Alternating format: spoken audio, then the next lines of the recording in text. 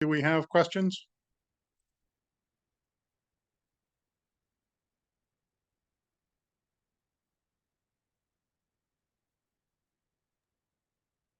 Yeah, Paul, Well, this is Steve or Matt? Steve.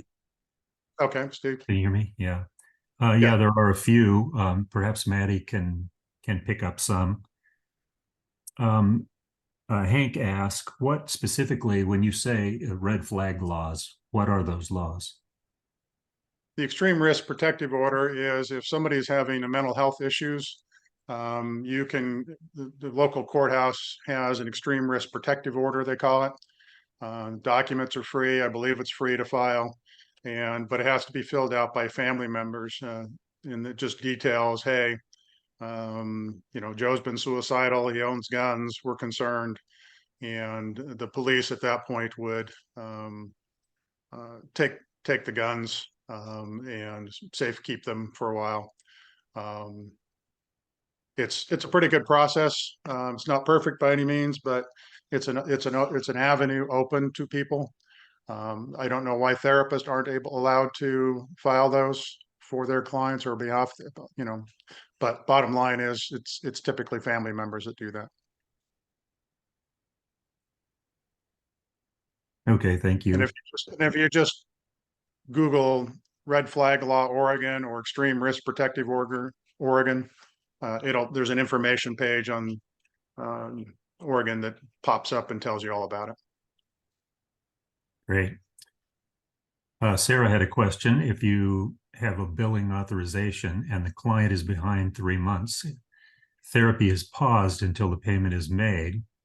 Can I legally process the payment with the credit card that is on file since they authorized the payment? Yes, if you have an authorization for any treatment related services, then you would be able to, well, I would reach an agreement with the client what the payment plan is going to be. Is it going to be a lump sum on their credit card, or is it going to be a monthly payment or weekly payment or whatever it is? But reach an agreement before you just suddenly bill 3 months onto a credit card. You're technically allowed to do that. It would cause most people some significant harm.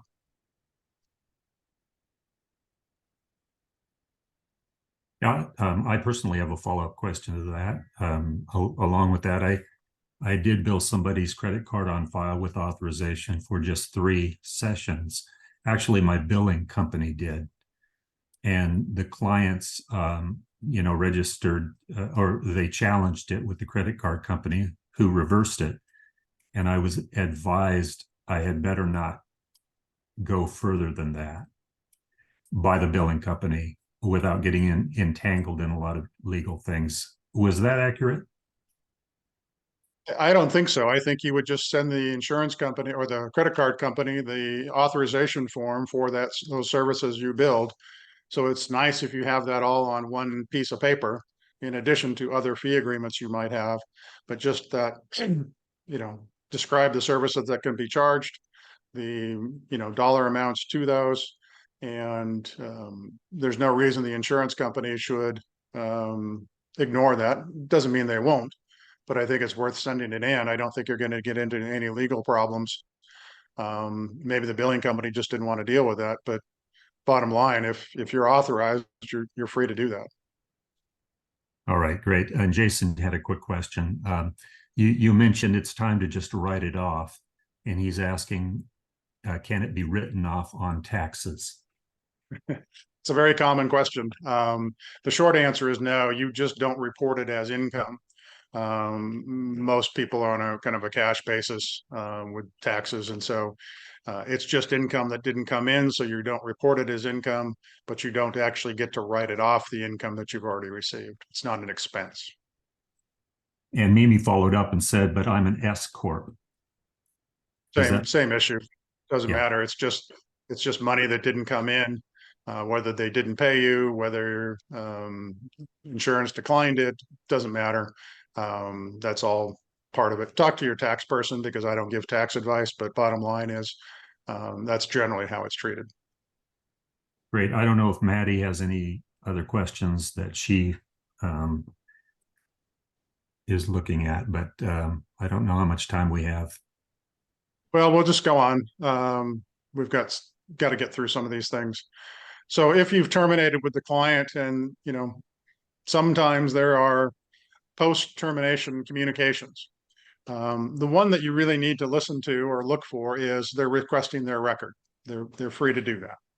And unless you're going to say, hey, they're suicidal and this might push them over the edge to see their file, they generally have a right to see what's in their file. And so you have 30 days. Dave will talk about that and access to records. But bottom line is be cognizant of that 30-day time limit, send the records. But they sometimes start to harass you.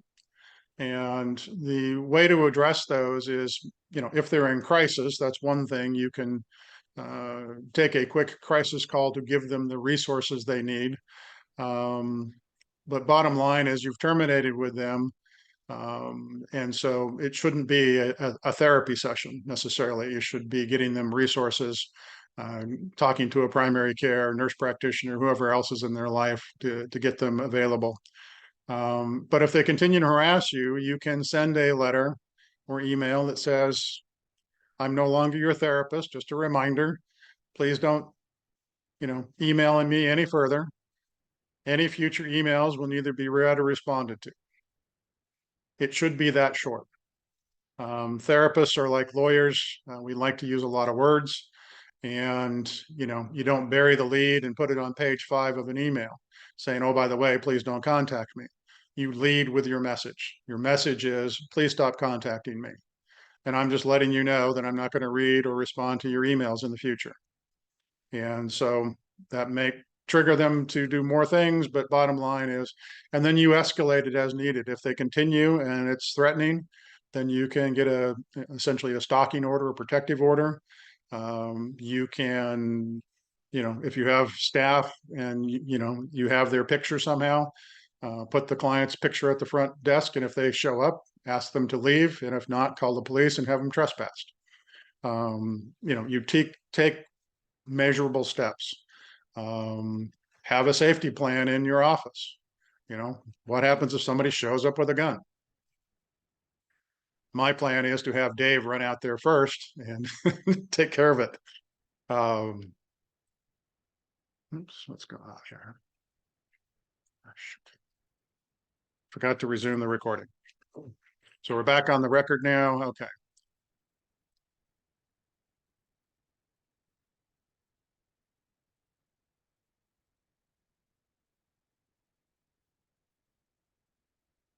So these are 2 reviews. I've had the permission of the therapist to print them or put them up. They're interesting. Imagine reading this about you online in Yelp or Health Docs or Health Grades or, you name it. Google reviews, dresses inappropriately, short, tight skirts and no underwear. So the number 1 rule is if you're in a session with a client, please wear your underwear. No. Patients don't waive their rights when they post these reviews, even though they put a lot of very personal stuff on there. And you can't come on and say, hey, you're a terrible client. I never liked you and you stink, all that sort of stuff. So you can't do the counter bad review. The best you can do is kind of we're sorry you didn't enjoy our stay at a motel. We strive for cleanliness and, godliness and everything else. Kind of generic. You can ask them to contact you directly. That's perfectly fine. But bottom line is you can't, fight bad with bad. Now, sometimes you can click in the upper right-hand corner of that review and it says flag this review. And I actually did it with those 2 reviews in the past, and they eventually dropped off. And so there's some logarithm that says, hey, this is how it all works. But just clicking it and choosing any of the options, they're usually pretty limited. Defamatory, threatening, sexually explicit, that kind of stuff. And the reviews often don't fall into that. You should Google yourself from time to time and figure out what's going on with what shows up. It can be important. I'm not a big fan of the review or the monitoring apps, but you can have programs set up. You can do it in Google. It says anytime my name shows up in anywhere, There is a guy in Scotland who is part of the Kilt Society, Paul Cooney. And so they have kilt related things showing up under my name from time to time. And there is a Paul Cooney Canon of the Ordinary in some church. And so, you get some interesting things.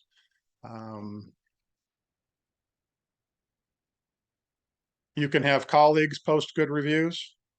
Say, hey, I've known Dr. So-and-so forever, and, she does really good work. Here's 5 stars. Perfectly fine to do. So let's switch over to board complaints. If you haven't had the pleasure of having a board complaint yet, then welcome to this new land. It's like you're in a foreign country and you don't speak the language, because most people do not understand how this process works. And we'll just hit the highlights today, but that's kind of the bread and butter of what Dave and I do, is we defend licensing board complaints. And if you're in practice long enough, you will get a licensing board complaint. The vast majority are dismissed, but there's a significant number that do result in some level of sanction. Very rarely will they revoke people. And so one of the things that is a good idea is to talk to an attorney up front and say, hey, where am I at in the pool? Am I in the deep end or am I in the shallow end? And most of the time we can say, hey, even if all this stuff is true, you're not going to lose your license. There may be a sanction, there may be continuing education, there may be supervision, there may be suspension, there may be fines, but you may not lose your license. Do not go through this without an attorney. That is my biased opinion. This is a specialized area of law. This is like patent law or tax law. You want somebody who knows what they're doing. We do quite a few of the board complaints down before the 3 mental health licensing boards, and we know the attorneys really well. Knowing the process, because they don't give you much information up front, and there's usually kind of tight timelines.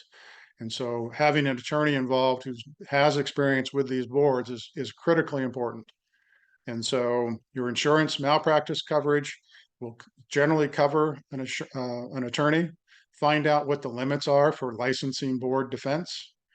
That's the category they have it under, and it's usually 5,000 to 50,000. And so you definitely want to have that coverage.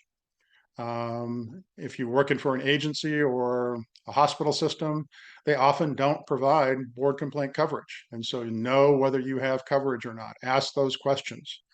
And if you can bump it up to, say, 50,000 from 5,000, assuming you can afford it, it's under $100 a year, bump it up, because when you need it, you need it. Too often we're having to settle cases because the licensee doesn't have, big bags of money sitting around saying, I wonder where I should send this money to today. And if you've only got 5,000 in coverage, we're not taking it to a hearing.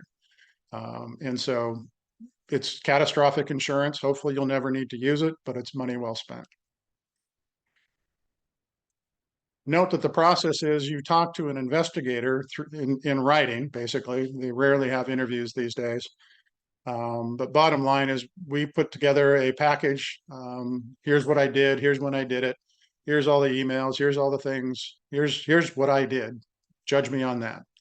And then the investigator, who is not a mental health licensee and generally does not have mental health training, will then present that to the board, and the board will then make a decision.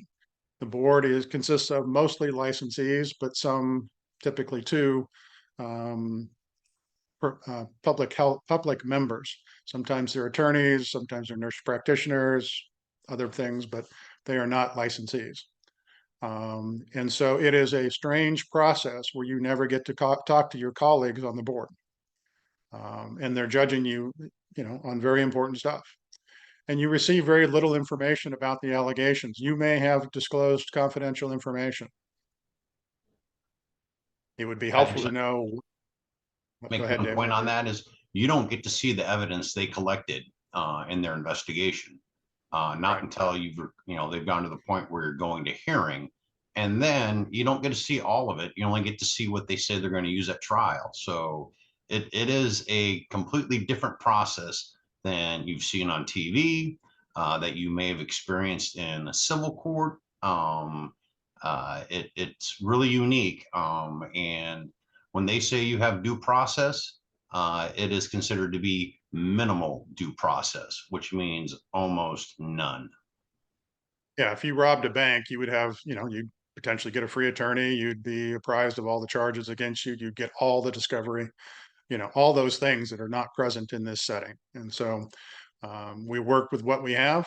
It's not a great system, but the response to the board complaint, the first response back is really where you win these cases. And so have an attorney talk to you about it. We go back and forth. Part of the art is you don't open doors you don't need to. And so the response to receiving a board complaint, you get it in an email. It's encrypted, and you have to call the investigator to get the password. But just let them know, hey, I'm going to talk to an attorney, or I'm going to talk to Cooney or Madigan or whatever, but just say, hey, I'm going to look at everything. You don't want to have a conversation right then. You want to go through everything. You want to refresh your memory. You want to be accurate. You want to be candid. If you've made mistakes, let's talk about them. And then we'll bring them out, and then we'll say, and here's what I've done to make sure this never happens again. I thought I had an authorization and I didn't. And so now I have a process that I go through. I sent the fax to the wrong number, and this will never happen again, those types of things. And so it's important. It's a bit of an art, and it is a stressful time. Board complaints are up there with, death in the family, divorce, breakup of a practice, you name it. It is a stressful time. Somebody is challenging your ethics. Somebody is challenging your professionalism, and it's hard not to take it personally. And so when we get a call, we talk to people that day. That's kind of my instruction is I want them to be able to talk to me. I just took a call the other morning at 6:30 in the morning just because somebody was having a real issue, and they thought bad things had happened, and they hadn't. So part of it, our job is just to walk you through this process. And the nice thing too is I've represented so many people over the years. I have some really good people that when you're dealing with stress of board complaints, I can refer you to them, and they will help you deal with that stress. And so you're not, super traumatized by it. You'll be a little bit traumatized by it, but it's, let's keep it to a minimum if we can.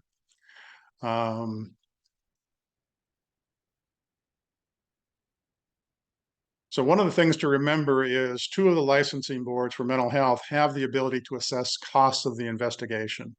That is a meter that's running from the day that you get the letter or even before that, and it continues until it's finally resolved with the board. Board of Psychology does not have that authority. They asked for it, and they almost got it a year ago, but there was a glitch at the end, and one of the legislators put that off. But it is a huge risk. And if you go to a hearing, the documents that you receive from the board saying, hey, we want to sanction you, will have a maximum amount that they can assign. And typically it's $25,000 or more. And, if you go to a hearing, you're paying for the judge, you're paying for the board's attorney if we lose. You're paying for your attorneys, or the malpractice insurance is. And so bottom line is those costs add up really pretty quickly if you go to a hearing. And it's not a good process. Again, Dave talked about due process. When you go to a hearing, the judge simply says at the end, great, here's my recommendation or my proposed order back to the board saying, oh, don't discipline Dr. So-and-so. And the board can and does say, thank you very much for that recommendation. We think Dr. So-and-so is terrible, and we're going to impose discipline. They have to do some explaining, and there's some procedural things they got to do. But bottom line is you don't get a final determination by the judge. The board makes the final determination. And so and they're given great deference in how they interpret their own rules. And so if they say this is patient harm, and as long as it's not arbitrary and capricious, that's the language, then, they generally get their way. And so the alternative after that is go to the Court of Appeals, which is expensive. And again, they don't look at it anew. They say, did the board have substantial evidence, which is not a lot? Did they have substantial evidence to impose the discipline? And if they did, the case is over. And then you pay the huge the investigative costs, you pay the sanction, you do all the things, and now you have several hundred pages of your treatment instead of the original documents, usually just a couple of pages. So it gets worse the farther you get in, I guess, is my message. We want to do a really good job on those responses. Oops. Yeah. So the good news is most board complaints are dismissed, probably 90+%, which is really good odds. I'd play bingo and the lottery and all that sort of stuff, but those were my odds. And it's confidential up until the notice of proposed disciplinary action. That's the first document that comes. We don't have any control over that document. We don't have input into how they word it. And oftentimes it is not particularly accurate. But that being said, they will meet, they will issue what's called a notice. And I attend those meetings remotely. And so I will typically know on that Friday, at least the details of what the sanction will be. But I will not know the full basis, the factual basis. They don't go into that at the board meetings. They just announce that you need to repeat that this is survivable. People have gone through discipline, even significant discipline, and they have survived. It will change your life. It will often result in maybe getting kicked off of panels, or if you're a forensic therapist who testifies in court, it can affect your credibility and your ability to testify in court. And so, we take these things very seriously, even if it's, far flung. One of them was, I saw a therapist, then on the second meeting, I saw somebody who looked like my therapist, but that was not my therapist. And we checked and make sure that the therapist didn't have a twin brother or, something like that. But bottom line is that was, you get some oddball complaints. A lot of them are customer service types of complaints. You were a little bit late and you didn't apologize right, or you sent me a text reminder and I felt it was, harassing, some basic stuff. By definition, the people who complain to these boards have some mental health issues of some sort. And so we don't typically bring that up in the response. Oh, they're crazy or, something like that. We don't do that kind of stuff. We just simply address, here's what I did. Here's what I was told. Here's the emails. Here's all the stuff that proves what I'm saying. And this is where your chart really makes a difference. If you have a complete chart, it makes all the difference in the world. We can have a good response. So if you don't know what your limits are for malpractice insurance for board complaints, today is a good day to make that call. Find out, or look through your documentation or whatever it is. But bottom line, and bump it up if you need it. And then if you don't have that board coverage, consider just buying your own personal policy. They will cover you for licensing board complaints. It's better than going bare, because I have those cases from time to time and they're really difficult. We charge a fair bit of money per hour and it adds up pretty quickly. So be careful with that. Note that there is no statute of limitations for board complaints. I've had them go back 40 years. Frankly, even before the licensing board was a licensing board in one case. There's no records, obviously, at that point. And how do you defend those cases? And you get creative. We happen to find the, blueprints for the building to show, this particular office had a window there, and they couldn't have had noontime sex during this time and all that sort of stuff because there was a men's group outside that window, and various things. We try the best we can and try to present this. Sometimes we even do polygraphs. They're not technically admissible, but if it's just come down to he said, she said, he said, she said, she said, they said, doesn't matter. Sometimes we have to do that just simply to, prove what we can. Disciplinary actions are public records. They are forever. The medical board has a period of time where the lawsuits kind of disappear for a little bit, but bottom line is it will be next to your name long after you're dead. We've been trying to change that, get it to 3 or 5 years, something like that. If you've been disciplined 20 years ago and you've had a clean record since then, why does that still need to be up? I don't understand that logic. It's not required. It is a public record, so it could be available to the public. It doesn't mean the board has to post it on the website. Oh, excuse me. So here's the basic process. You get a letter or email from the board. We put in a response. If we need an extension, we can generally get it, although sometimes they get a little stingy with that.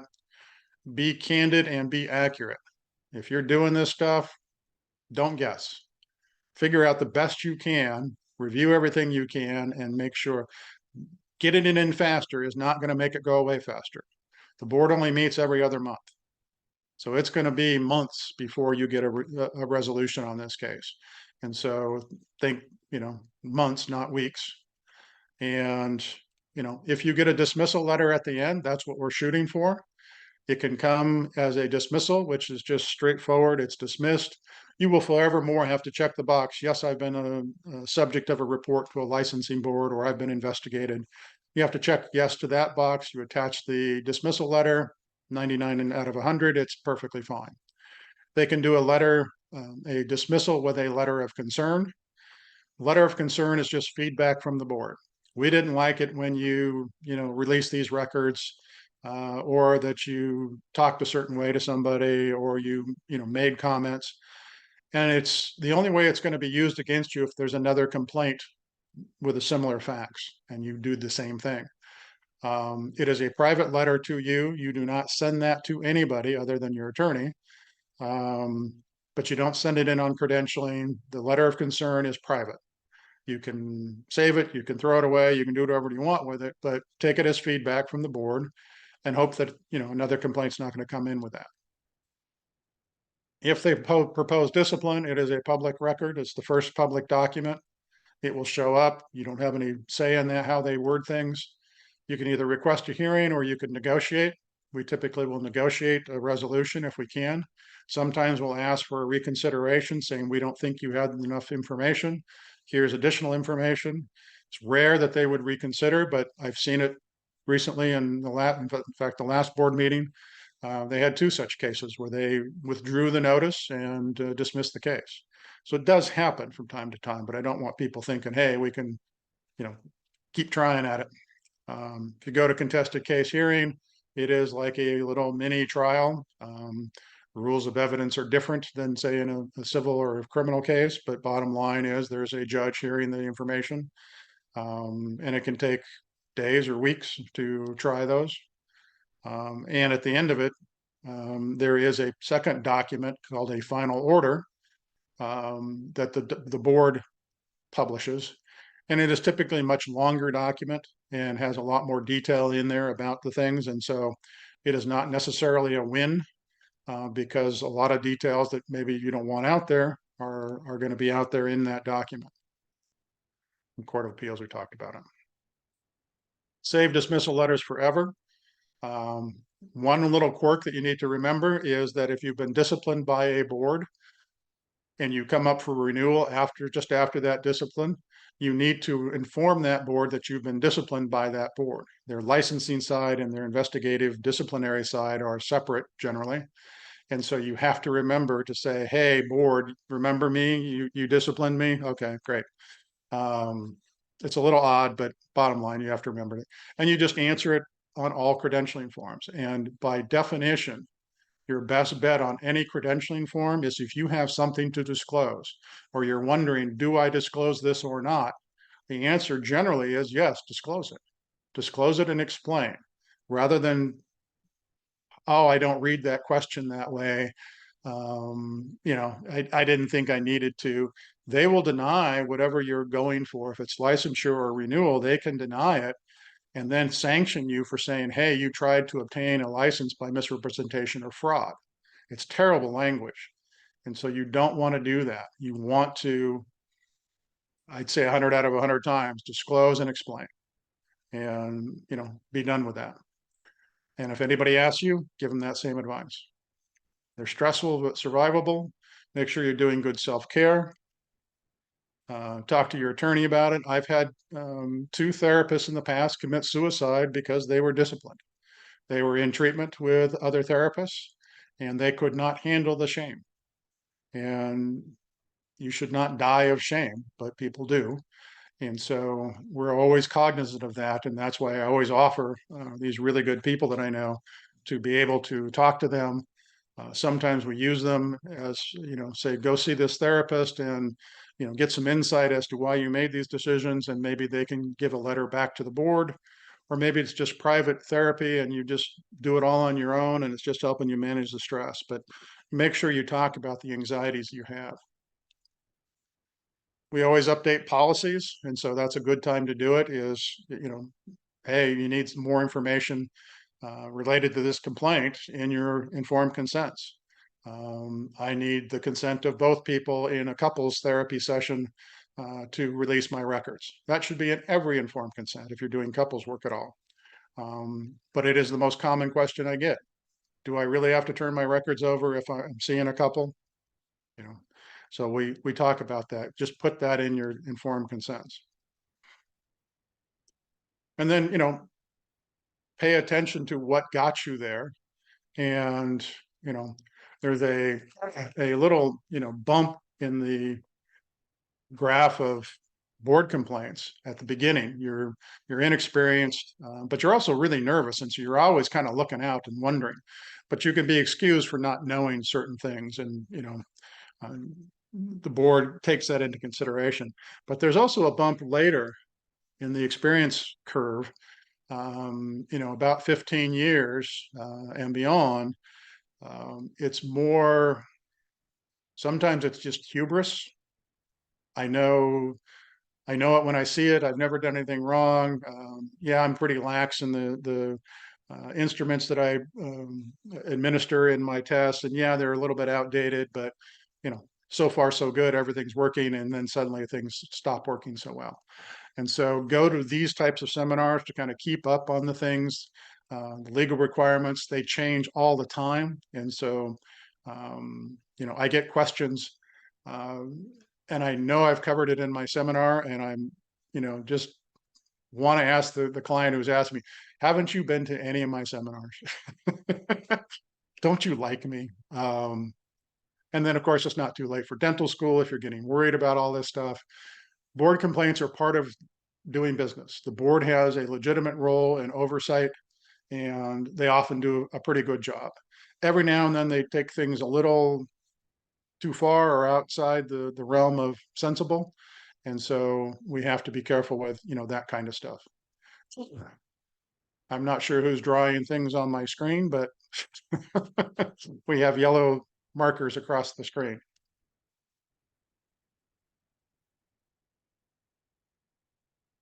So if somebody, Jeff or Maddie, if you're putting that on there, let's go ahead and take that off.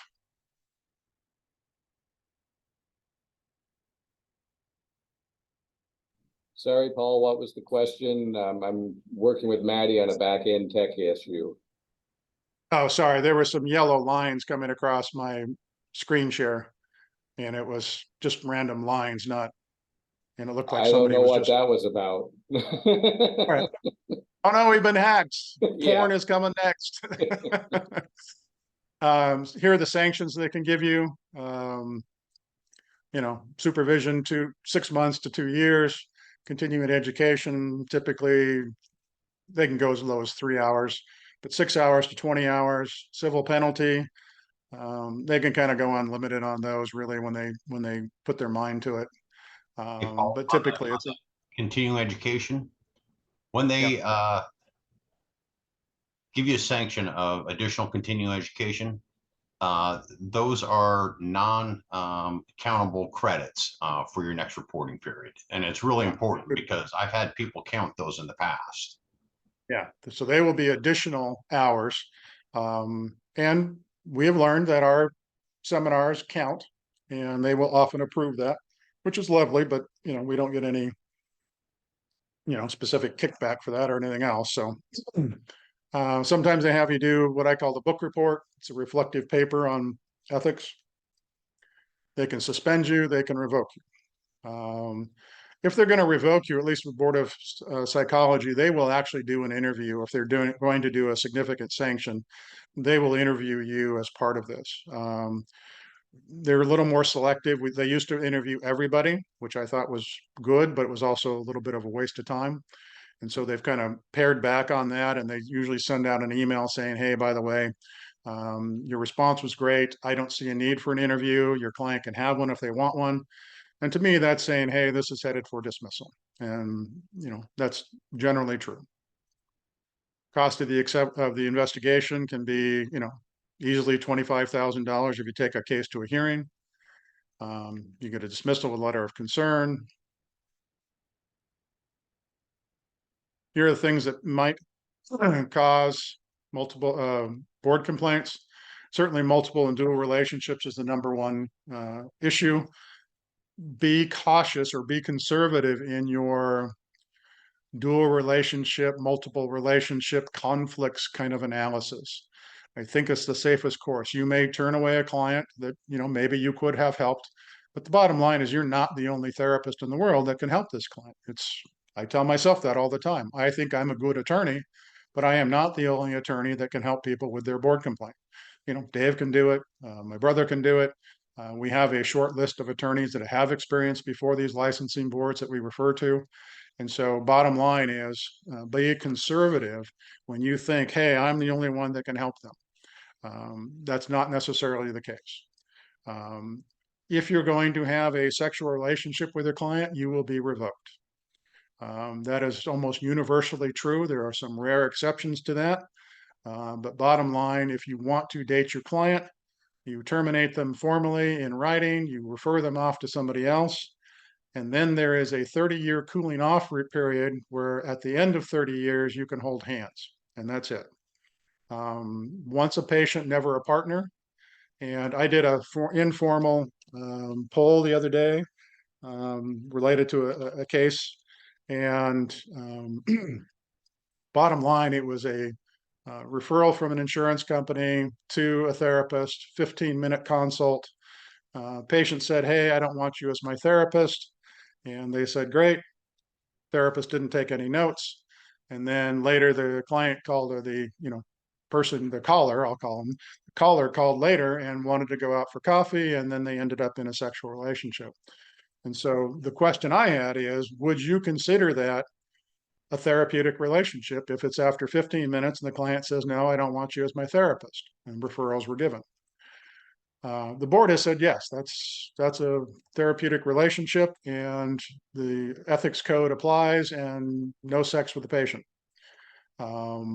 Most people that responded to the informal poll said, no, that was too short, and the client decided not to pursue that. And so that's the client's choice. Whether you were supposed to take notes or not, most people would. But not required if it's not a patient relationship. And most people said you could have a sexual relationship with this person because they were never your patient, but I wouldn't because I think that's a really bad idea. Others said, yeah, absolutely, it's a patient. They gave you information. It was protected information. Even if it was short, even though the relationship didn't continue, they are a patient and you should not have sexual relations with this patient. So it was interesting to see the diversity of opinion, but most thought that short consult. But I'm telling you, the board, at least one board, thinks that would be a patient-therapist relationship. One of the bigger things is we talked about switching roles, but also if you don't have scientific or evidence-based opinions. Classic example is the kid's therapist, they ask you, do you have concerns about either parent being a risk to the kid? If you answer that question, you're answering as if you've done a risk analysis, and you haven't. You don't know their backgrounds in terms of you've not done a criminal background check. You don't know their parenting styles other than what they've told you. You can't answer those types of questions. You don't have a basis for it. Same with, is mom a good parent? Unless you've seen the mom with the kid and you've done some sort of parent-child interaction observation, I wouldn't touch that with a 10-foot pole. You might think, hey, you could say, mom has told me the following things about her parenting style. And I think those are good parenting styles. But you can't Or say mom is a good parent. the one that comes What's up that? most often when working with children, who should have custody? Yeah. And who has, who needs a visit, has visitation, and what should it be, and all that sort of stuff. You're the child's therapist, not the custody evaluator. Avoid those. Making remarks about people you haven't evaluated. Mom or dad needs anger management classes because the kids tell me he or they or she yells at them. That's not sufficient basis. You can say, the kids tell me dad yells. And if that's true, I would have concerns and maybe he should be evaluated. But, you don't know whether it's true. As a therapist, you're not a forensic evaluator. And so you often don't know whether things are true. And so always state them as, I was told by so-and-so, my client reports the following things. That's an accurate statement. Saying dad yells without the source of your information is you saying it as a fact. And that is not okay. Refusing to release records. Dave will talk about that and access to records, but it's a bad idea these days. Sometimes attorneys file board complaints against people who testify. And so in those cases that we talked about, making those types of statements, you're going to get the other side to say, hey, wait a minute, you can't say that. You can't make those types of statements. And they will file a board complaint against you. Don't sue your patients for unpaid fees. You'll get a counterclaim for malpractice. That's not a good idea. You forevermore have to check the box. You don't have adequate information. You use touch and you don't document it appropriately. You don't document the permission. You don't ask permission each time. You don't document the reaction the client had. You need to do those types of things if you're using touch as an intervention. Answer honestly on credentialing forms. For counselors, if you're not sending out the professional disclosure statement, that's a problem. And psychologists, if you're not using informed consents, written informed consents, you're behind the times. You've got to update it. You've got to get an informed consent. You will be sanctioned if you don't have one. Just the way the practice is these days.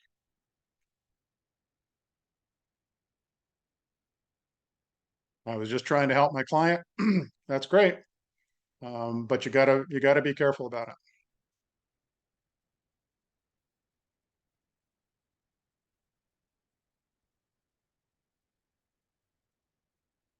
Yeah, we're running out of time here. So we've talked about all these. Be thoughtful in your emails and texts to clients. Bottom line, you should probably just use them for appointment reminders and those types of things. Quick check-in or something like that. But bottom line is, it's really easy to do that while you're doing something else and you're not thoughtful about it. And it's, my father called them the work of the devil. And sometimes that is true because they can really bite you in a case. So just be careful with that. Have a written policy on how you use emails and texts. Some people have very open, oh yeah, you can send me emails anytime, anywhere. And others, you can't. So let's see, Steve or Maddie, do we have questions we can do in the next 6 minutes? I will take it for Maddie. This is Jeff. What about a dual role concerns in rural mental health? Did the considerations differ? For example, the client cannot do telehealth and needs to see a couples or family therapist. You have provided referrals. They have not been able to find a new therapist. What is advised? The rules are a little bit different in rural practice, but they're not, yeehaw, we can do whatever we want. And so finding referrals sometimes is difficult. Now, in that question, Jeff, did it say that they couldn't do telehealth? I read it as it was there, so I don't have anything else to be able to add on to that. You know, bottom line is clients may prefer in person or, you know, whatever. But, you know, if they have availability of people via telehealth, and it means that you can go way beyond your, you know, your little geographical region, then they can see people. They have resources available to them. If they choose not to avail themselves of that, then that's fine. But bottom line, if you have some issue that you need to refer somebody out, I would not say that the inability or the unavailability of people is a deciding factor. It may be difficult, but pick up the phone and call people, get on the listservs and ask, hey, I'm looking for somebody, you know, that meets these qualifications and can do in person in, you know, Burns, Oregon or whatever. You may not get many people, but you have to develop those resources. I've had people tell me they don't know anybody who treats suicidal patients. Come on, you know, that's just not the case. There Follow are up on that, hundreds. Paul, just so you know, is I have many clients who cannot do telehealth because of poor internet connection in rural areas.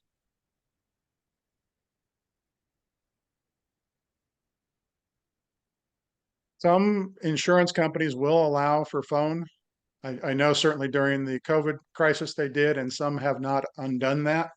And so I would find out if they would allow phone sessions, especially if you explain that they don't have good internet service.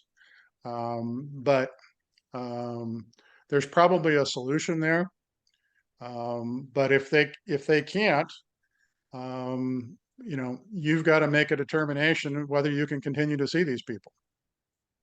And if there's a reason for you to be referring them out, or you have a conflict, um, you can't see them, and whether they go see other people or not is up to them and up to kind of their service providers and a variety of other things. They might be able to have better connection on a phone, sitting in their car, you know, closer to a tower or something. You know, it doesn't take a lot of bandwidth to, you know, do a quick video over your phone. So I would try to problem solve that as best I could. Right. Should we be keeping notes on every initial interaction with the person who requests therapy, even if I just say not taking new clients? If not taking new clients, do I need to offer referrals? It's not bad to have that name in your system somewhere for conflicts check in the future. Um, but you know, if you're just saying, hey, I'm not taking new clients and they haven't told you anything, then I think that's fine. But you could have that on your website, you could have that on your phone answering machine, and you would avoid those calls for the most part. You can tell the insurance companies you're not taking new clients. So there's other ways to get that information out there so they're not making those calls. My preference is, and this is what I do on every free consult that I have, is I take a note and I keep it. I may not ever need it. It's just in a miscellaneous pile and, you know, by date, and it's got a person's name on it. And if I need to, I can find it. Is it a lot of work? No, I don't think so. Just have a legal pad and run through the legal pad and then stack all the legal pads in one spot in the file cabinet, and you've got those miscellaneous consults ready to go. But yeah, I would keep those records. Okay, let's do one more before break. Do psychologists who work within a healthcare setting need a different informed consent than the ones used by the healthcare systems? Yes, you have an obligation to, well, generally, yes. Sometimes they can include it if it's truly you're embedded and you're doing more kind of drive-by therapy. It can be included in that, but I would probably have one of my own that just kind of details your training, how you work, how this process works within this particular organization, whether there's going to be follow-up or not. Oftentimes there isn't. It's just come in, do a quick assessment, send them off to somebody else if you know what you found warrants that. And so But you have the obligation to have an informed consent. And I would probably want that to be part of the information the clients get, unless it is just truly impractical. Sometimes in crisis situations, if you're working for a crisis organization or other things, you're not going to stop and, hey, the plane just crashed and we're going to give you an informed consent. You don't need to do that. But if there's an opportunity to give them informed consent, even if it's just a short 1-page version of it, great, no problem. And if it's if you're a professional counselor, you've either got to give them a professional disclosure statement, or you've got to get a waiver from the board. And the board can grant a waiver saying, hey, in this setting, it doesn't make sense for you to give them that. And so we agree. All right, let's take a 10-minute break, and Dave will come back and excite you with access to records and all the things that the HIPAA police are doing and so on. So we'll stay tuned for that. Through access to records.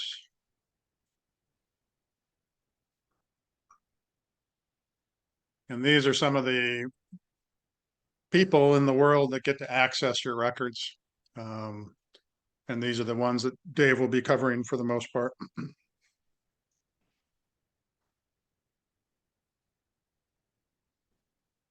Okay. Okay, access to records. So HIPAA provides a legal enforceable right for the patient to access their records from any healthcare provider. Now, additionally to HIPAA, state law provides the same thing, that that the client has literally an unlimited right to access their records. Now, when it comes to minors, there are some subtle differences on that one. Who can access it? Can the parents access it? Can the minors access it? We'll cover that a little bit later here. So when a request for records are made by a patient, you can request that they put it in writing, whether it's an email, form, or fill out an ROI. But something documenting when they made the request, because it's really important to have that, the date that they made the request, because your obligation to provide the records is determined from that date, the date you received the request. Generally, under HIPAA, you have 30 days to provide the records. If you don't, well, bad things can happen, and we'll cover that later on. So the next 3 slides are just, everybody with their license should be aware that this is what's required of you to take. I'm just going to skip through them quickly, but psychologists have record keeping requirements, and you need to know what they are. You can look up the OAR or on this slide. LPCs, same type of thing. And LCSWs, same issue. What about psychotherapy notes, Dave? Well, there's a lot of contention over that one. And kind of, it used to be that, okay, you could restrict the client's access to records, but there are ways around that, that, just made it the client still got access to them. Their attorney could subpoena the records, and you couldn't withhold the psychotherapy notes, or they could just sign an authorization for another person to access the records, and you'd still have to turn over the psychotherapy notes. And, to define what psychotherapy notes are, those are your handwritten notes during session that you later on use to turn into a formal session note or progress note, whatever you may call it. And you're not required to maintain those. So after you make your formal note, you can shred those and dispose of them. You're not required to maintain psychotherapy notes. But if you do, and someone requests those records, the likelihood that you have to turn them over is about 99%.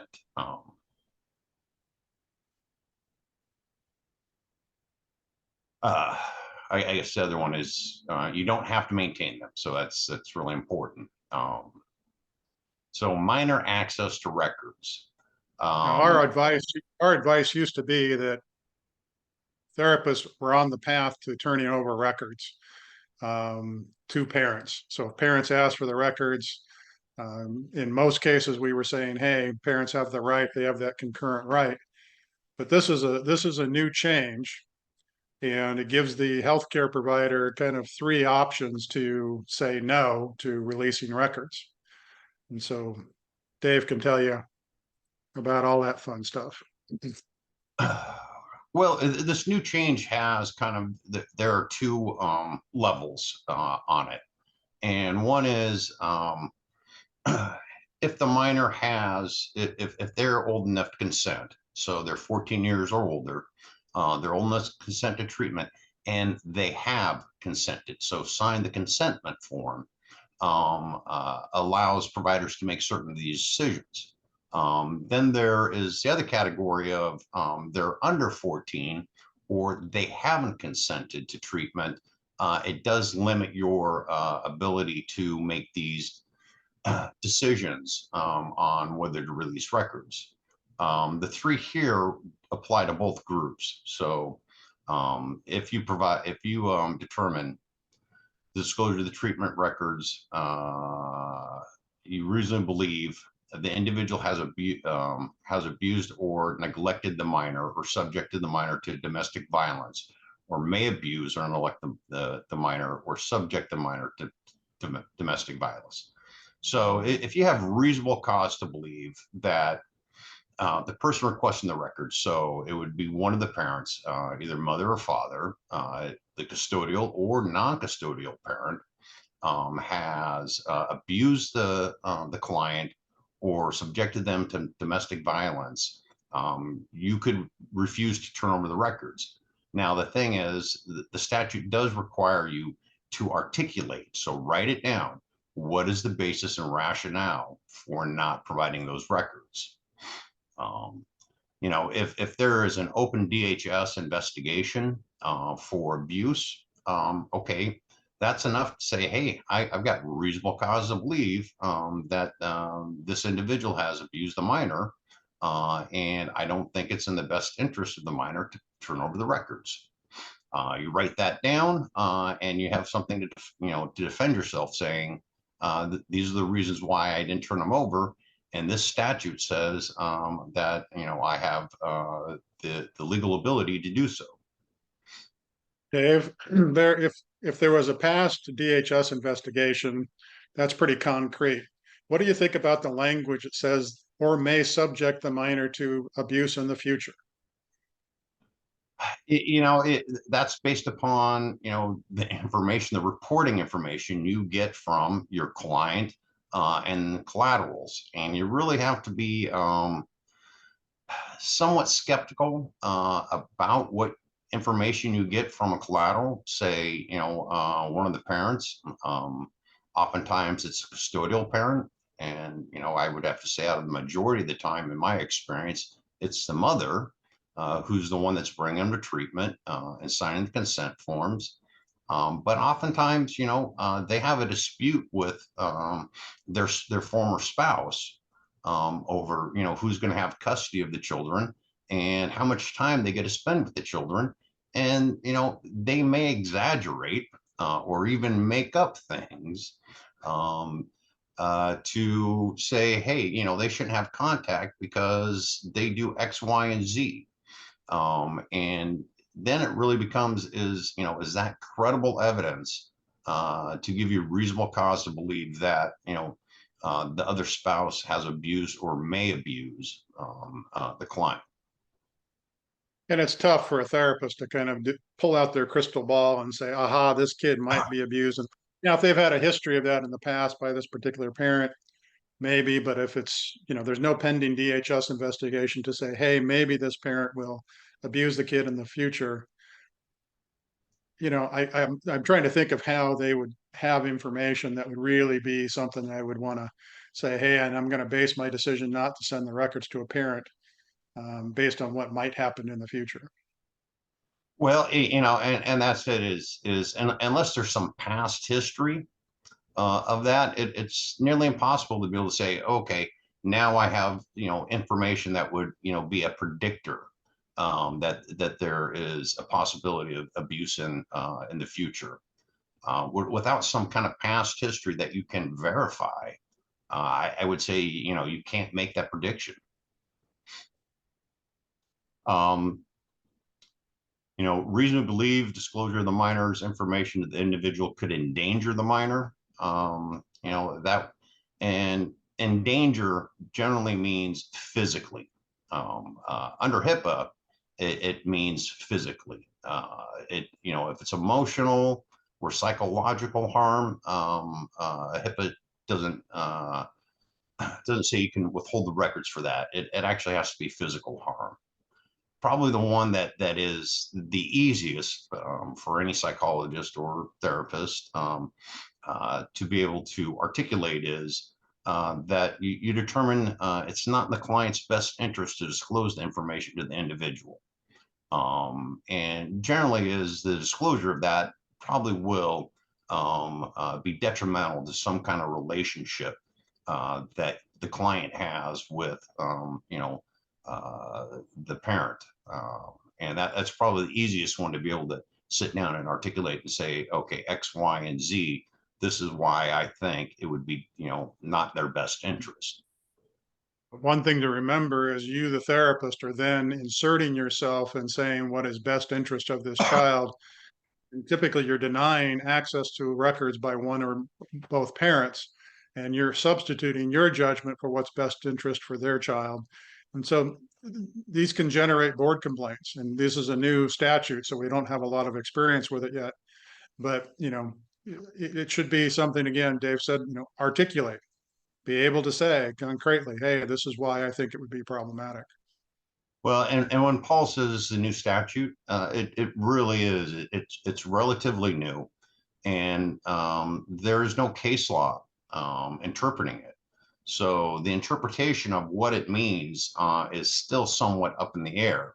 Other than, you know, the argument now is, okay, the plain language of the law is what we go by, and until we have an appellate court issue a ruling on that, that's all we have is what does the plain language say, and that's basically the canons of construction for statutory law. So The HIPAA police. What's that? The HIPAA police. Oh, the HIPAA police. My favorite. I have you know, fairly extensive experience working with HIPAA police, and they are, at least in my assessment, my contact with them, they're pretty reasonable people. Just because, you know, there is a violation of the HIPAA regulations doesn't mean that they are going to assess a fine against you or put you on a corrective action plan. But they can.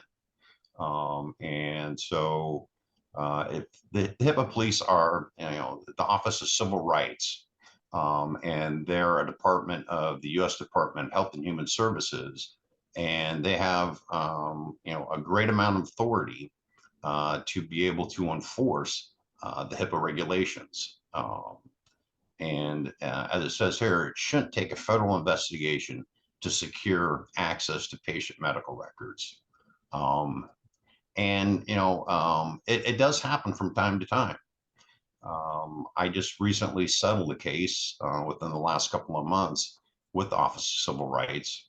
Well, not really settled. They just closed the case and didn't impose any discipline, where there wasn't any real procedure in the office, and a request from a patient came in for a copy of their records. The patient hadn't been a patient for a couple of years, and that doesn't make any difference, you know, whether a current patient or a former patient. As long as you maintain the records, you're still required to provide access. But somehow the request got mixed up by the staff and never really got processed. And it was about a year later after the request was made, the client had filed a complaint with HHS, Office of Civil Rights, and kind of going through the investigation. So we get a complaint letter from the office. It's much like a board, the letter from the board saying, hey, we received a complaint. Here are the allegations, although the Office of Civil Rights tends to be more detailed in the allegations. And then it says, please respond to this. So my client responded to it. We put together a really nice package showing everything that happened. During that process, they just asked for some things about what policies and procedures you have. And we put that together. They didn't have any. So I wrote up policies and procedures for them. And we submitted that. And after looking at it, they determined, okay, well, this wasn't really, it wasn't intentional. It was really for a lack of, good policies and training in the office. And they closed the case without any further action. We provided the records to the client in a timely manner after receiving the complaint letter. So if it's because of some common errors, you're probably not going to find, without intent of denying the records to the client, you're not going to see these fines. But they have issued some significant fines, as you see on the screen. $80,000 for failure to provide a complete copy of the records. And my understanding that was it was multiple requests from the mother that were failed to be fully complied with over a period of significant time.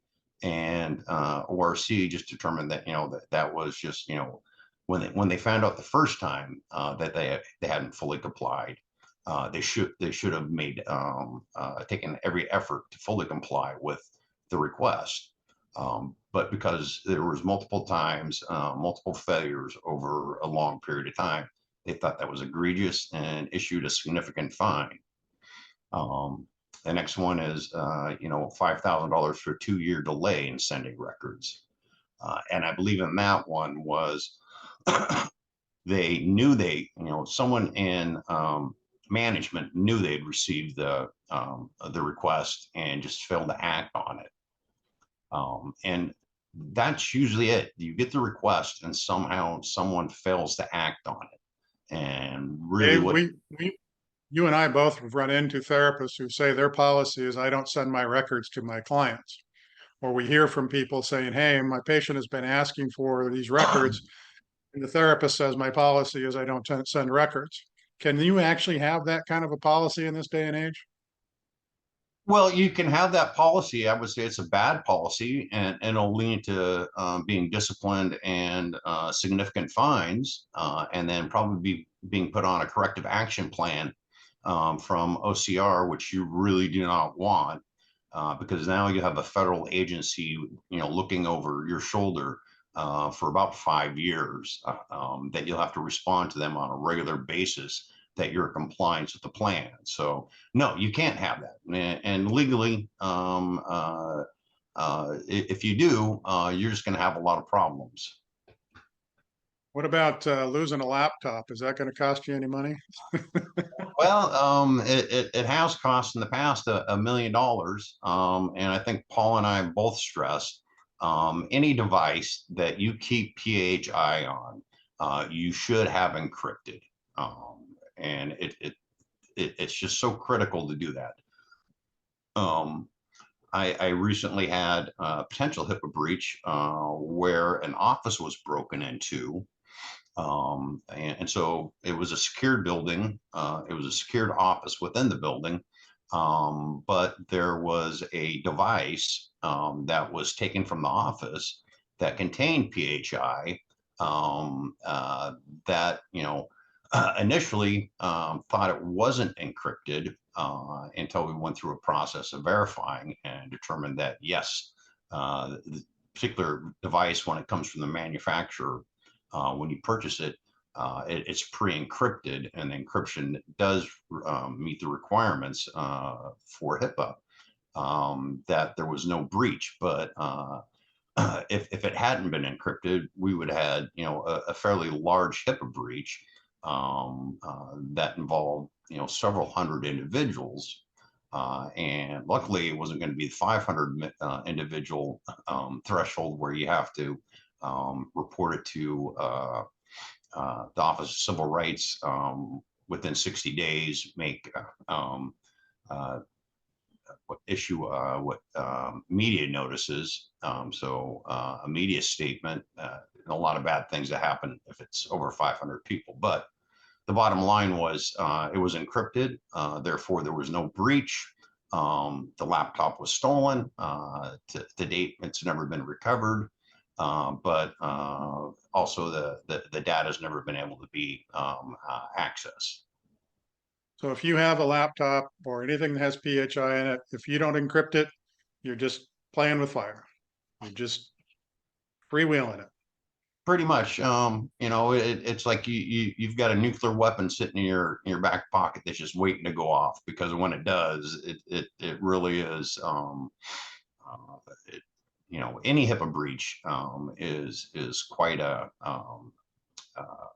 serious thing to take care of. But when you have a large one, it becomes even worse. Paul and I handled one some years ago where it involved 3,000 individuals, and we had to put out the media statement. And what happened was news crews were sitting outside the office of the therapist for, it was about a week, videotaping, their cameras, everyone coming and going from that therapist's office. That's when you do the perp walk and try to hide your face. And it was terrible. And it was until the news cycle changed and something else became, more sensational. And then all of a sudden, they stopped doing it. So it can have some, pretty unintended consequences if you have that large breach. So denying access to records. We've already covered the one on minors in Oregon, but HIPAA has their own set of rules on that. And so within 30 days of receiving the receipt or the request for records, if you're going to deny access, you have to provide a written denial to the individual and give them reasons for denying the records. And then in most cases, the individual will have a right to request a review of that denial. And so the reasons for denying that are reviewable are reasonably likely to endanger the life or physical safety of the individual or another person. Does not extend to the concerns about psychological or emotional harm. And most of the time I hear, well, it will be, emotionally harmful to the client if I disclose these records. Under HIPAA, that's not enough. It has to be likely physical harm to the individual. And if you were to find that, you would have to articulate, okay, these are the reasons why it would be likely physical harm to them to be able to deny the records. You're just flipping through the charts. Access to records for subpoenas. Subpoenas do not come, there's just not one form of subpoena. They come in different forms, and there are literally hundreds of different types of subpoenas. So subpoenas are based upon the authority of the court that an action is taking place in. So if it's civil court, it has a set of rules for subpoenas. If it's criminal court, it has another set of rules. And it varies from state court, Oregon State Court, to U.S. District Court, which is the federal court here in Oregon. And they have different rules. And then you have administrative agencies, and each administrative agency has the authority for subpoenas to be issued either by the agency, or if there is an action for an administrative law action going on by one of the parties to their attorneys, and they all have their own set of rules on that. And so it's not, you can't, just determine, okay, well, I got the subpoena and all subpoenas are the same. So really the simple answer is, to send a copy of the subpoena to our office, Paul, myself, or our other law partner, Tom Cooney, will review it and let you know whether it's a valid subpoena or not, and whether you have to comply with it or not. Valid reasons for not appearing on a subpoena. There are very few of that. One, your recent demise or death would be, one legitimate reason. Another one is you are hospitalized and can't appear.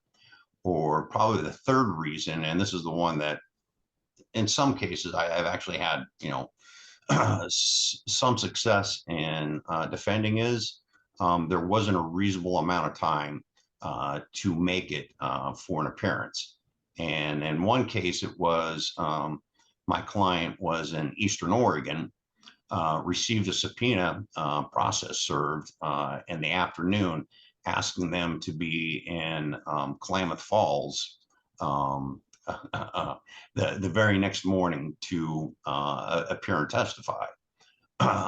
In that circumstance, there just wasn't a reasonable amount of time for the client, who was a single parent and had children, and had to make arrangements, would have to made arrangements for someone to come in and take care of their children, and then travel all the way from Pendleton, Klamath Falls, within about a 15-hour period.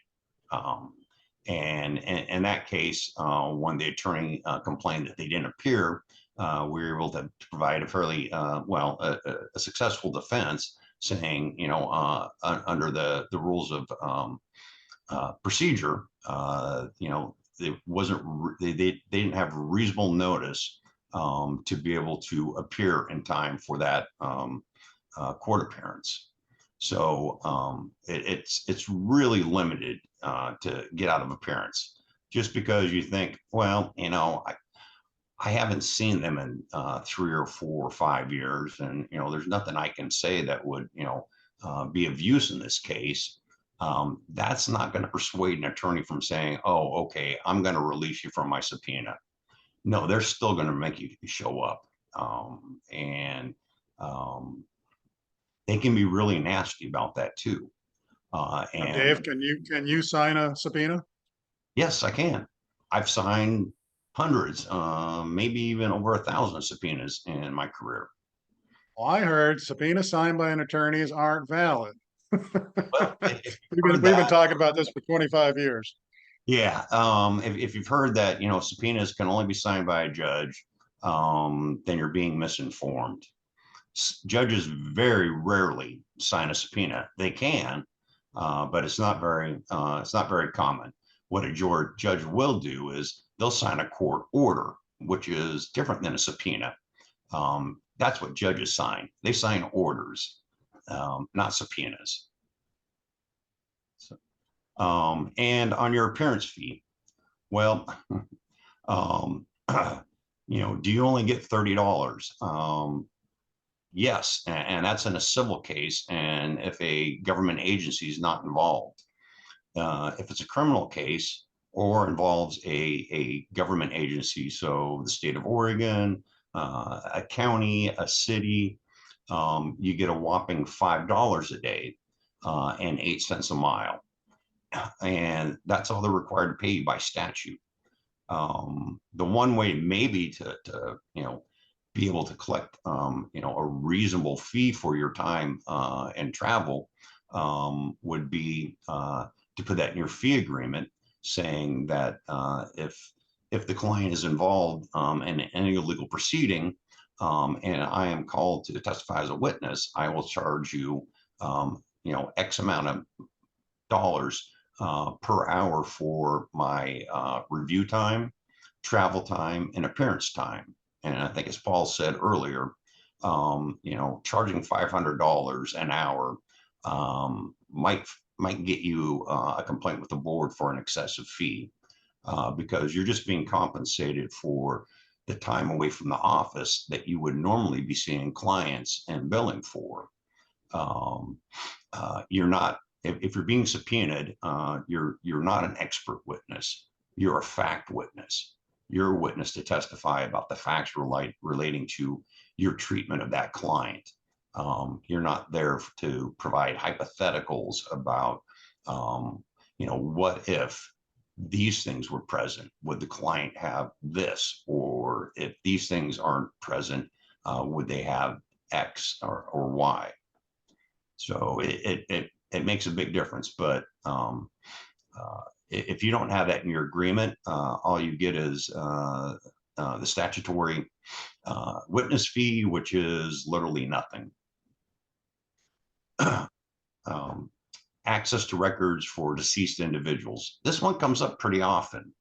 And Oregon does have a law that provides a hierarchy of people to be able to access the client's records upon request after they die. Now, the first one on the list here is an appointed personal representative. That's most likely not going to be the person that contacts you and asks for the records. The appointment of a personal representative can take several months just for the process to go through the court system to get that person appointed. It would be the same thing for a guardian, although if there was a guardian appointed before the individual had died, that individual would be the top of the list there to be able to access the records. And this list of people that can access the records, it's the first one that comes to you and says, "Oh, by the way, I'm the wife of Joe. Joe's passed away, and I'd like to see a copy of his records." As long as the wife can prove who she is, generally she'll be listed on the intake forms as a contact or the spouse. And if you just ask for, okay, well, let me see a copy of your driver's license to verify who you are, then you can provide the records to her. The next person on the list is a majority of the adult children of the individual who can be located. Most likely what you're going to get in that case is you're going to get one adult child contacting your office and saying, "Hey, my dad or my mom's just passed away and we'd like a copy of the records." And you go through the same thing of verifying that they are who they say they are. Generally, you'd want to request a copy of their ID. And it may be, if their last name has changed. So if they married and changed their last name, that might be a little more difficult. But and it looked like you have a question, Paul. No, I was just looking through some of the questions in the chat. Sorry. Going to the next one now. The coroners, if your client's passed away and you've received a request from a coroner, and that's usually the county coroner that you're in, for a copy of the records, you're required by Oregon state law to provide the records to the coroner. Now, you can blame Dave Madigan for that, because he used to tell the coroner's office under the old rules, you don't have access rights. And they didn't like that. Well, that's because they hadn't listed psychologists, right, and counselors. So now they have. Now, just because they have access rights to the records, they often ask for an interview. They don't have a right for an interview. You can provide the records, but I wouldn't give an interview because they don't have a statutory right to that. And that's potentially a HIPAA violation.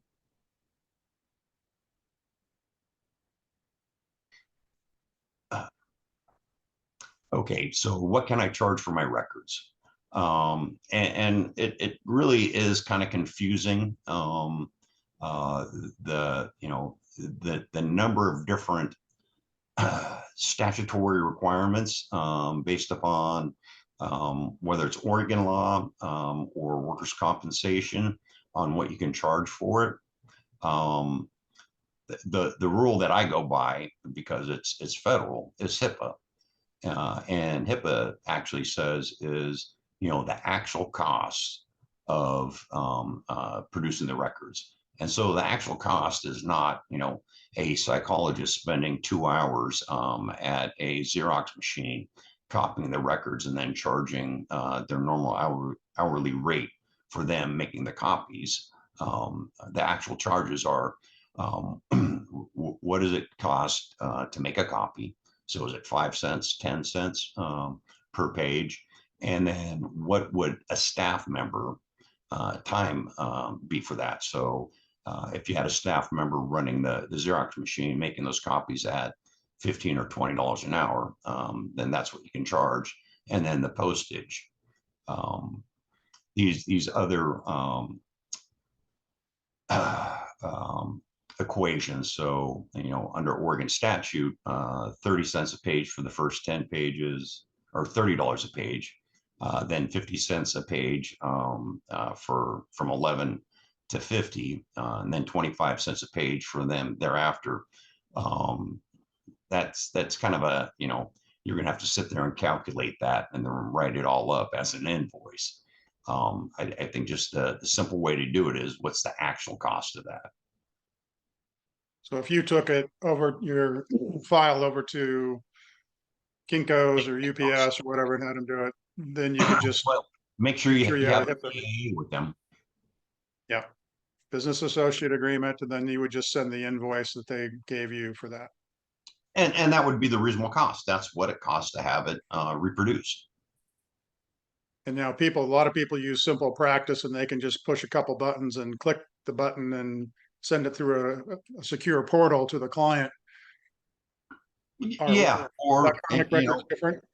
or you can burn it to a CD or put it on a flash drive and send it off like that. And then under the HIPAA regulations, you can just charge a flat fee of $6.50 for electronic copies. And it most likely, charging for it is just one, the client might dispute that, and then now you have to go through the headache of okay, now I've got to resolve this dispute with them. They can file a board complaint. They can file a complaint with OCR. If it's just, something like Simple Practice where you can download it on something or send it through a client portal, my recommendation is just do that. It takes a couple of minutes, and then don't charge them. And I forgot to put in here when I was editing this is if it's the first request for Social Security disability determination and they want the record sent over, you don't get to charge for that. You have to give those for free first time. Correct. Why don't Now, those are different entities than the individual requesting their records. And yeah, they all have, if it's anything to do with Medicare or Medicaid, you can't charge for it either. So let's get some questions from Jeff or whoever is asking the questions and on access to records.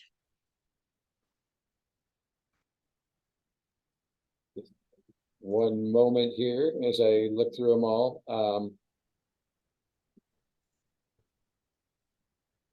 A lot in this last hour. There's 26 different ones. So selecting the 2 or 3 that we want to do is easier said than done. While Jeff's doing that, let me just ask this. On your one slide, who can request records? You didn't go clear down the list, and the last one was any relative or friend. And that means anyone. Well, That was the, it does say, any relative, it does say any close adult friend. And that was designed if the person doesn't have family anymore. Typically, most of those are family. And if this person was, say, it was their life partner or a variety of other things that didn't fit into those categories, you could then use that category as the catch-all. It's not just anybody that walks into your office and says, "Yeah, I knew Joe. Let me have his records." So you have to be careful with that. But it's kind of rare that that would happen. But there's a number of ways that that might actually come into play.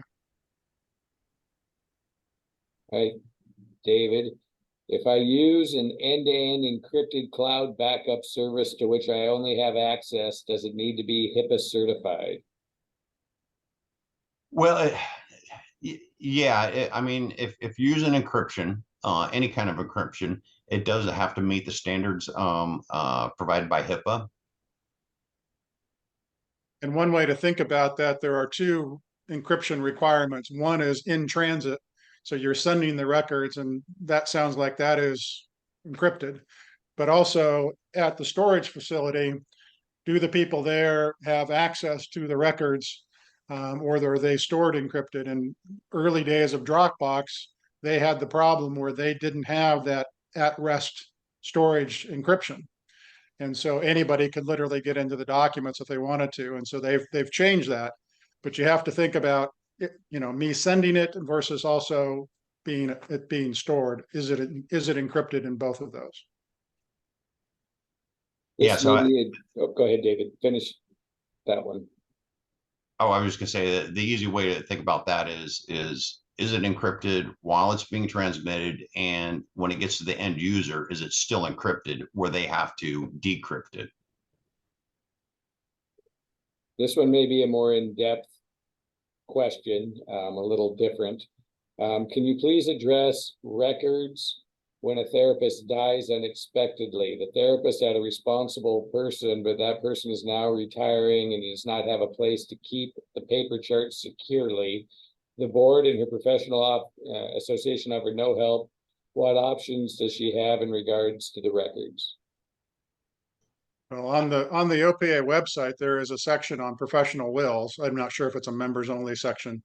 Jeff, you'll know better than I do, but if you don't have a professional will, you should consider having a professional will that will detail how things get taken care of.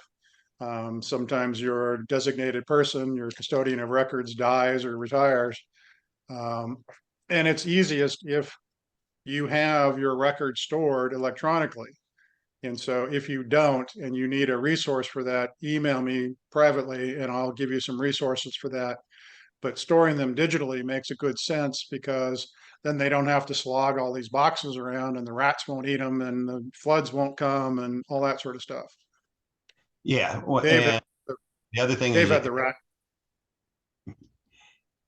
yeah, I had the one where records were in a storage unit, and a request was made for records, and they couldn't be provided because they no longer existed, because rats had infested the storage unit and eaten the records. That was an interesting one to tell the judge about. He did exactly what Paul did, had a smile on his face and giggled at the end. But it was enough that the judge said, okay, he understood, and it was on a motion to compel, and he denied the motion. But we had to go through and prove that the records were actually destroyed. But what I was going to say before I got interrupted on that was, this is really important, is when you do store your records on a digital device and they are encrypted, you better make sure that someone other than yourself has the password to that.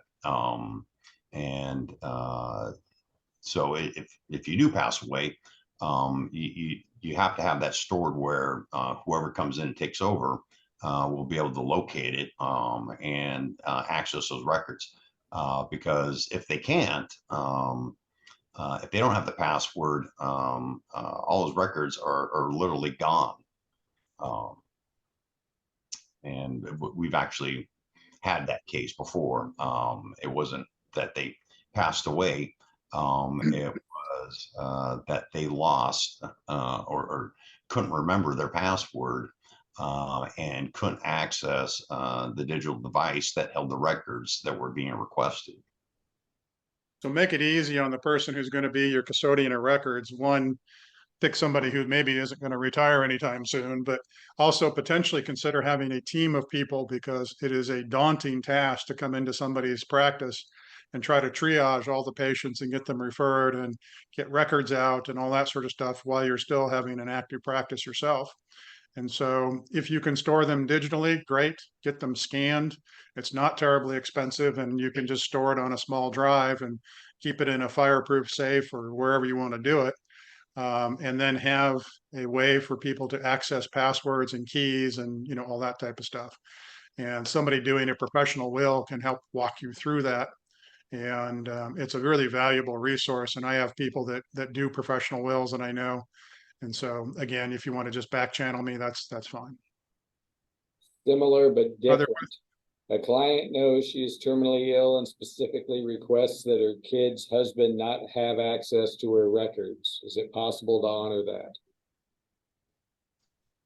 I didn't hear that one. I'm sorry. Can you repeat it again? Yeah, a client knows she is terminally ill and specifically requests that her kids or husband not have access to her records. Is it possible to honor that?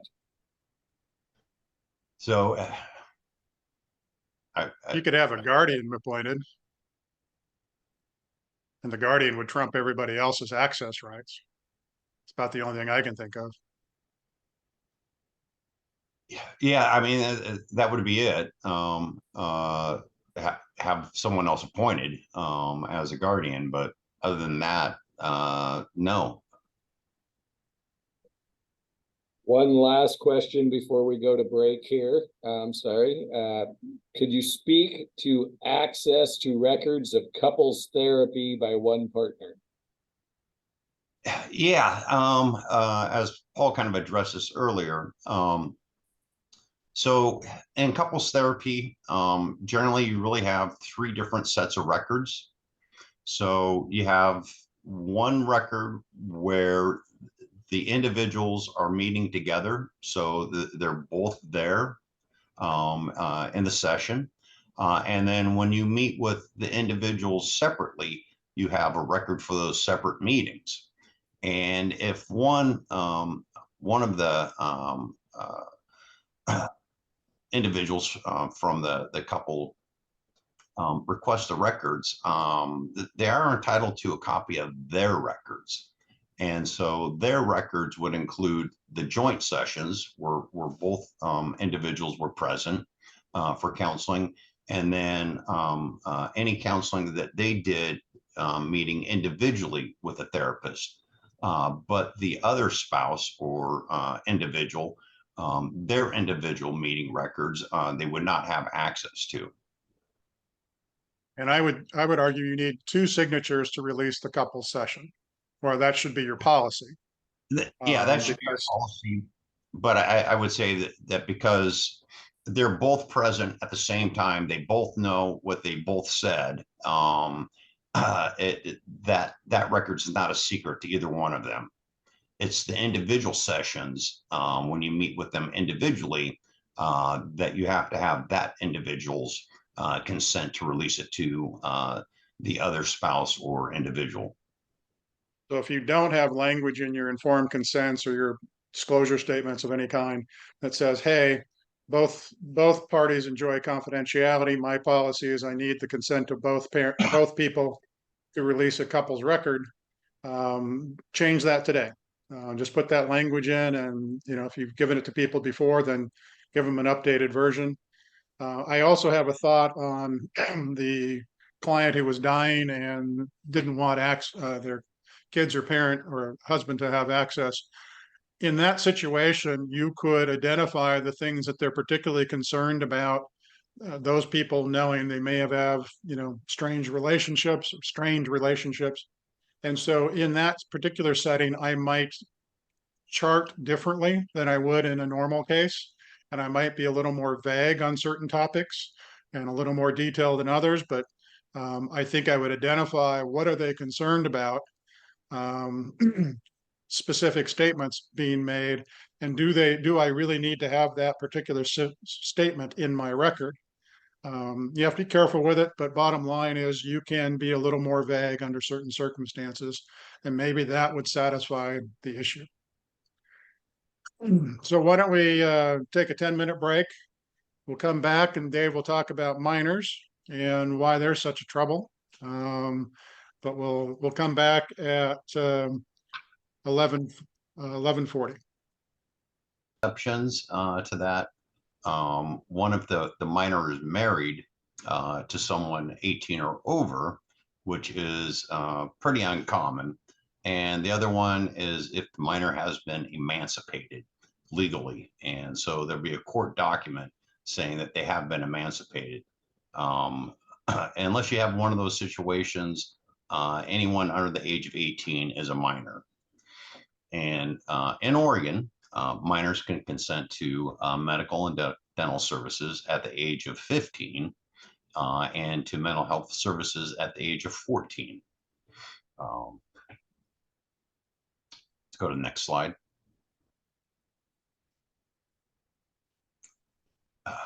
And so consent. So if they're under 14 for mental health services, either parent can consent to treatment for the minor. So if mom and dad are still married, you only need the consent of one, mom or dad. They both have the right to do it.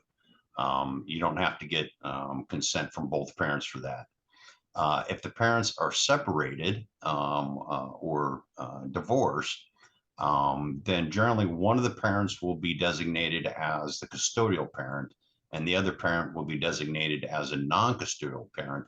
And this is done by a court order, which is called the judgment. And in a judgment, there will be a section in there that discusses custody of the children. In most court orders, when there's a custodial and non-custodial parent, the custodial parent is given the legal authority to consent for treatment for their children, whether it's emergency or not.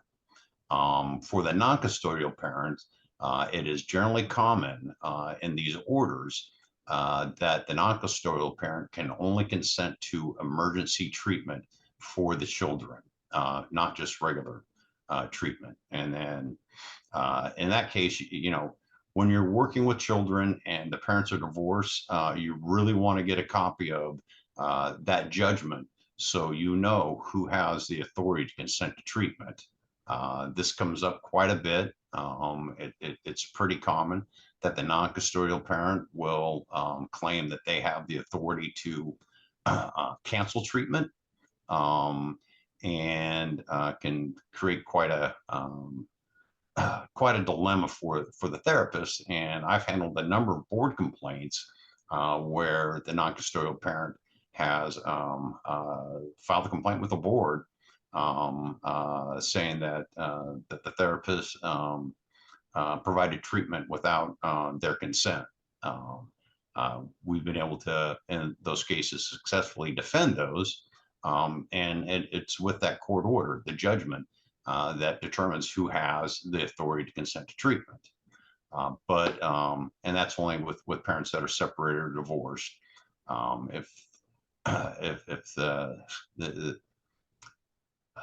If they aren't separated or divorced, then either parent has the authority to consent. Now, can either parent ask for the records? Generally, yes. Both parents have a right to access the records if they're under 14. So this new Oregon law, you know, has some effect on that if they're 14 or older and they've consented to treatment. We'll cover that a little bit later.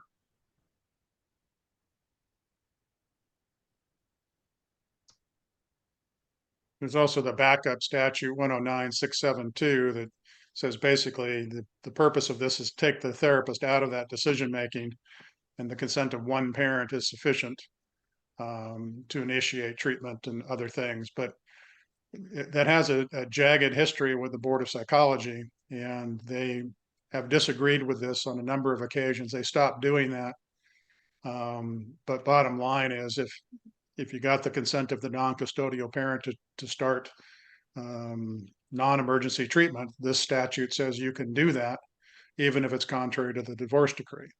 But it's again, it's got some history with the board, and you're better off just looking at the parenting plan, the divorce judgment, and see who has the authority and go with that.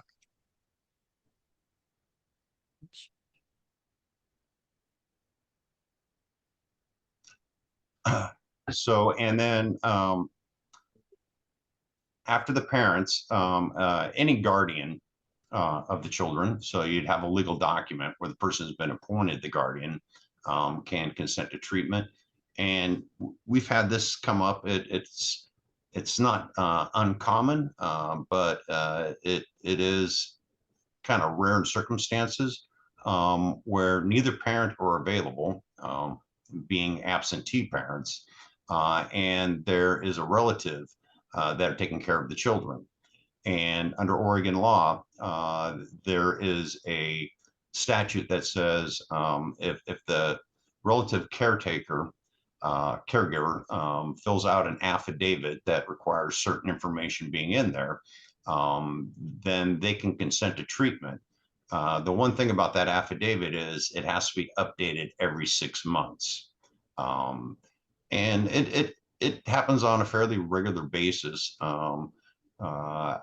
with some of the larger institutions, clients that I have. It happens on a fairly regular basis where the parents are, absent. They have abandoned their children to one of their relatives, and it's usually a grandparent. Without this caretaker affidavit, the grandparent wouldn't really have a legal authority to consent to treatment. But with it, they do have that authority, and they can consent to treatment for the children that are under 14. Of course, when they're 14, they can consent themselves.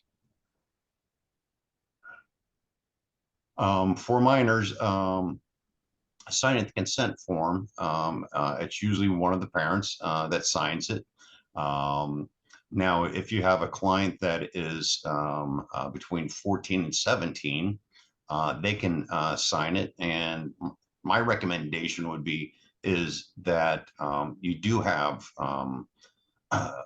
minors that are 14 through 17 to sign the consent form, even if the parent's going to sign it. So you'll have dual consent. But the consent form or the consent provided by, at that point, I call them an adolescent, from 14 to 17, that does, when they consent to treatment, that does affect their ability to have some control over their records with regarding their parents getting access to that information. So that's my recommendation, is that you have both the adolescent and the parents sign the consent form. Now, what we've got up here on the screen, that's only half of this new law on minors information, because if they are between 14 and 17, they have signed the consent form, and one of the parents asks for access to the records. You're required under state law to give the adolescent notice that someone's accessed or requested access to the records, and get their consent to be able to disclose it. Now, if they don't make a decision on that, you can disclose the records. But if they say no, then you have to withhold the records. And so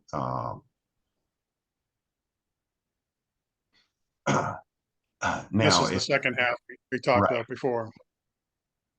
correct. Yeah, this is the second half. And this applies to all minors, whether they're 17 or 13. We went through that earlier. And you have good faith Right, right. immunity. If you make a disclosure in good faith of their information to either the parents, you have immunity from any civil liability, meaning, mom or dad or even the minor could try to sue you over that. But you'd have a complete defense under the statute for doing that. Now, I'll do the mandatory reporting. It's one of them, Oregon is different in many ways, and this is one of them. And so if you're from out of state and you've been trained in other states, Oregon is different. And so uh, there are a number of mandatory reportings: child abuse, elder abuse, developmentally disabled abuse. Spousal abuse is not technically reportable unless domestic violence is in the presence of our children at home at the time. There's also squeal on your colleague, reporting other healthcare providers, and then a kind of a duty to warn that Oregon is not technically a duty to warn, but it's similar.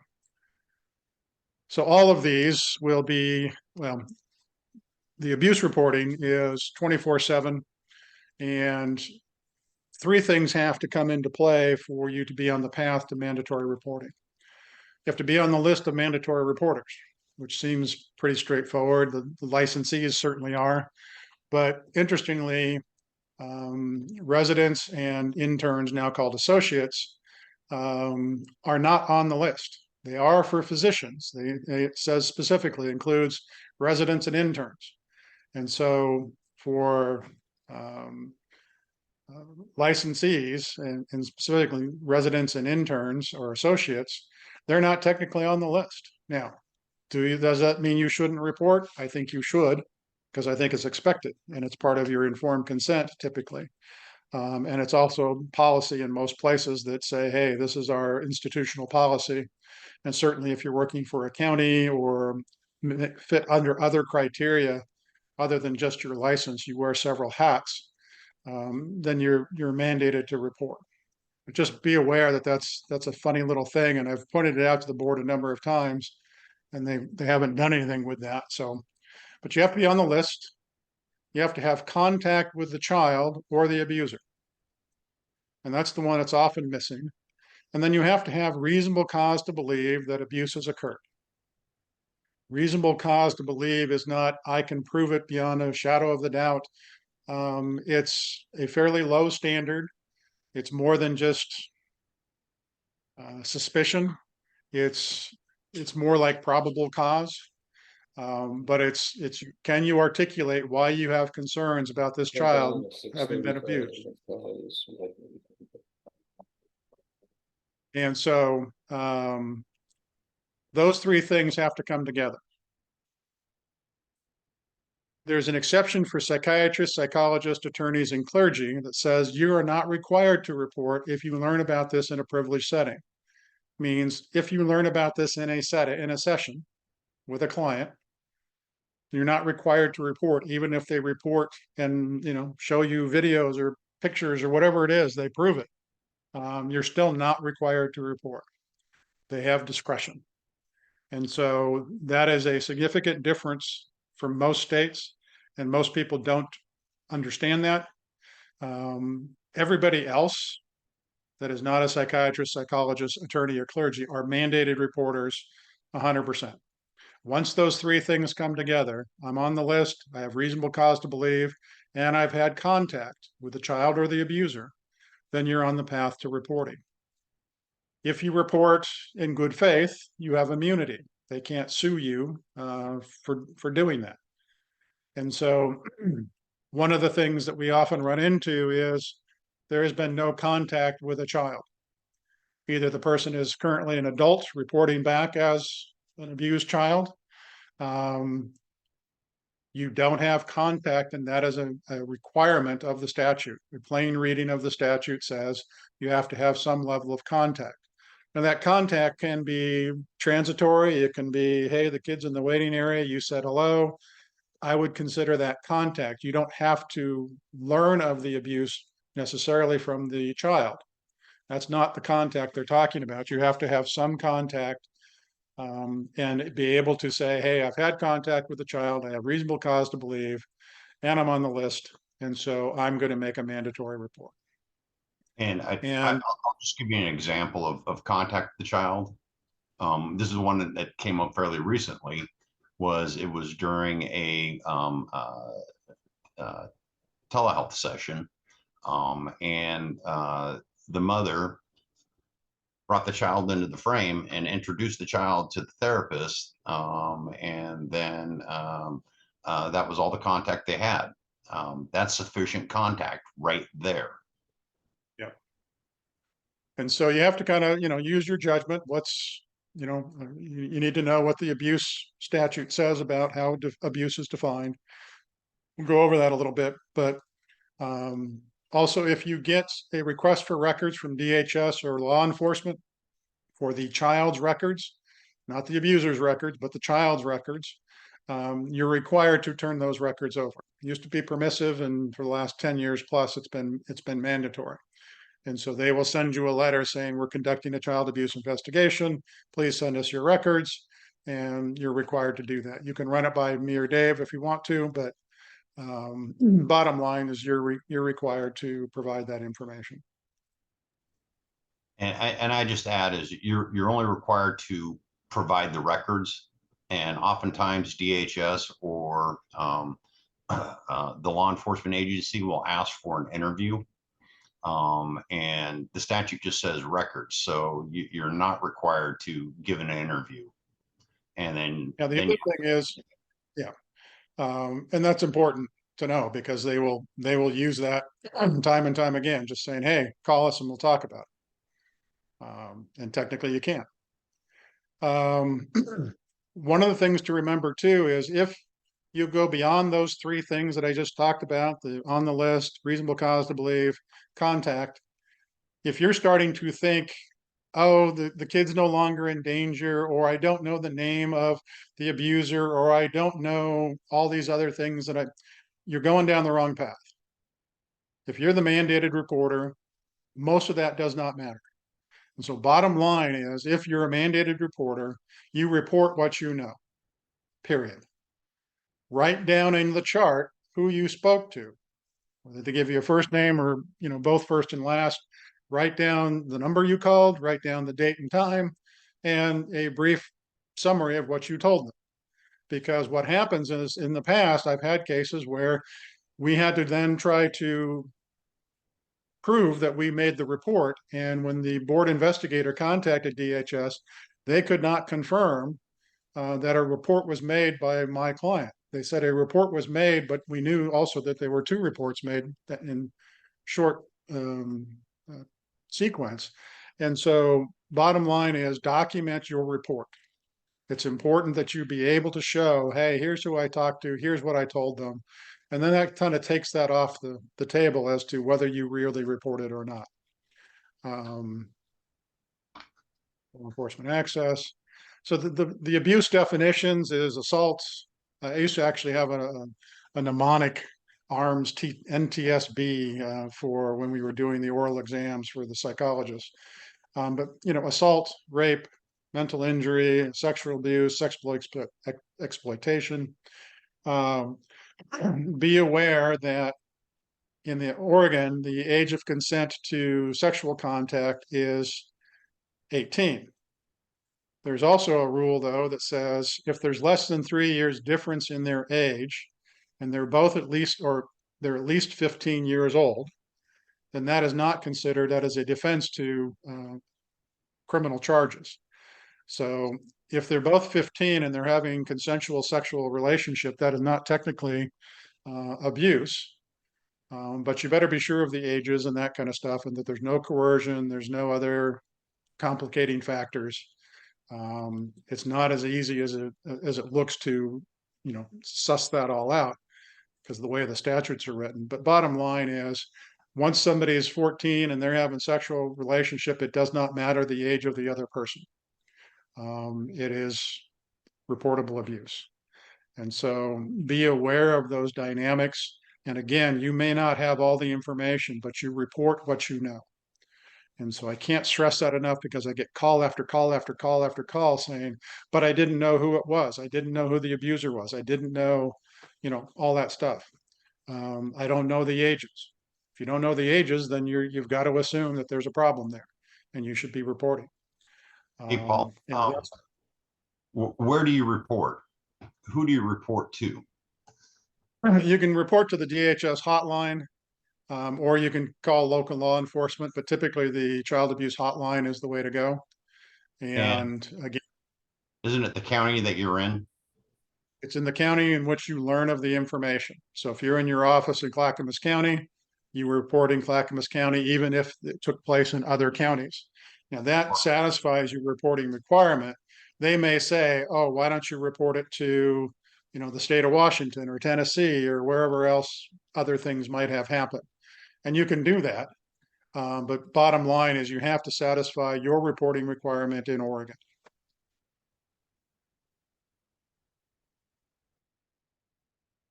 And so part of it is, permitting a person under the 18 to remain or where methamphetamines are being manufactured, or an unlawful manufacturing of a cannabinoid extract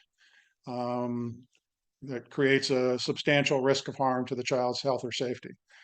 Now, just having marijuana in the home isn't necessarily on this list, but if you expose minors to it, you could be charged with child abuse. And if you learn of that in your sessions, you should probably advise them that that could be child abuse if the child is getting a hold of it, especially if it's a very young child.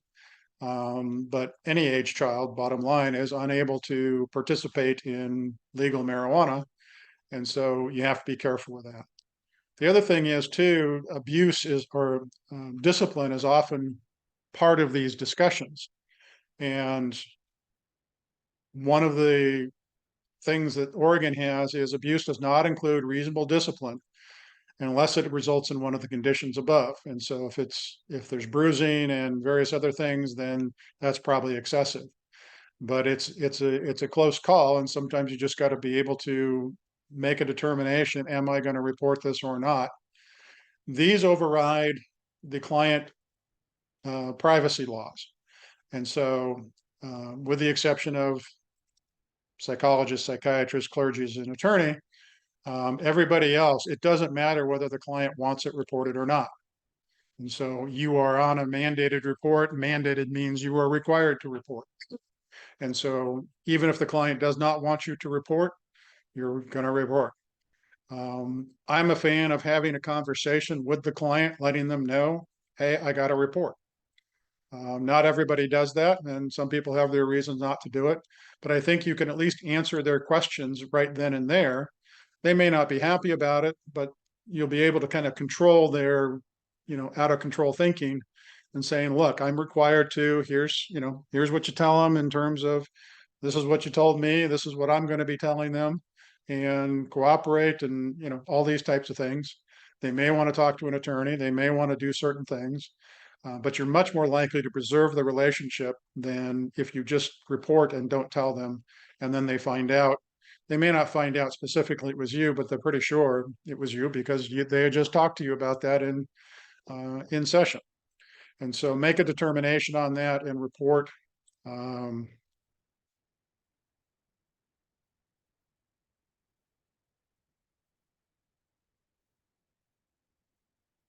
So elder abuse is very similar.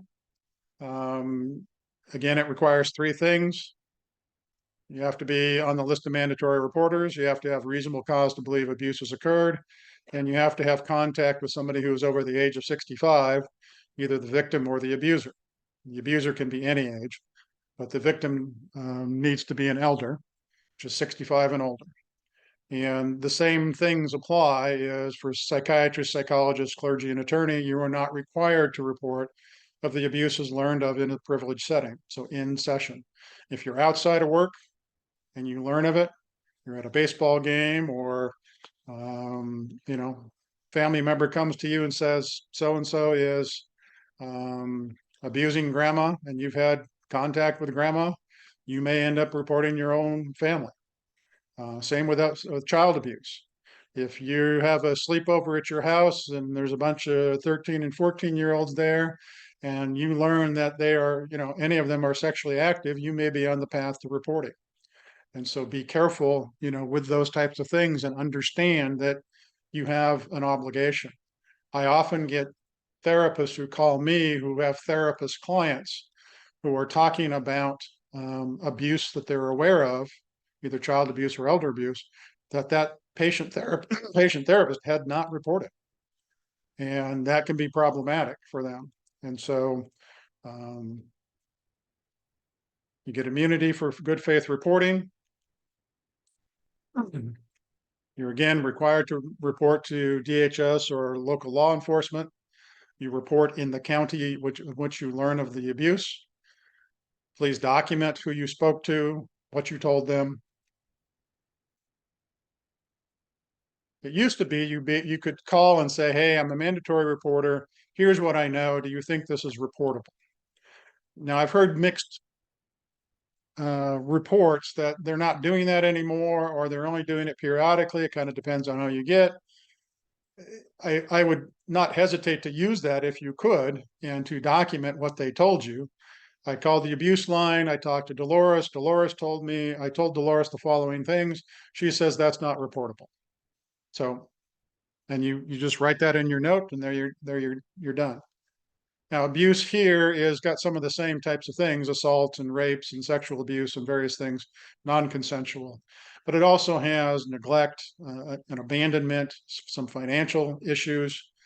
And so that's the difference with the elders. Typically, it's often a financial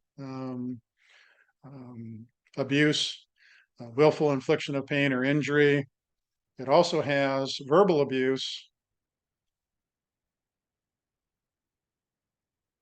and alarming a person, an elder, or person with a disability, but conveying a threat to wrongly take or appropriate their money. Also, the verbal abuse would be, threatening them with physical harm, failing to use income of the assets of the elder to, take care of them.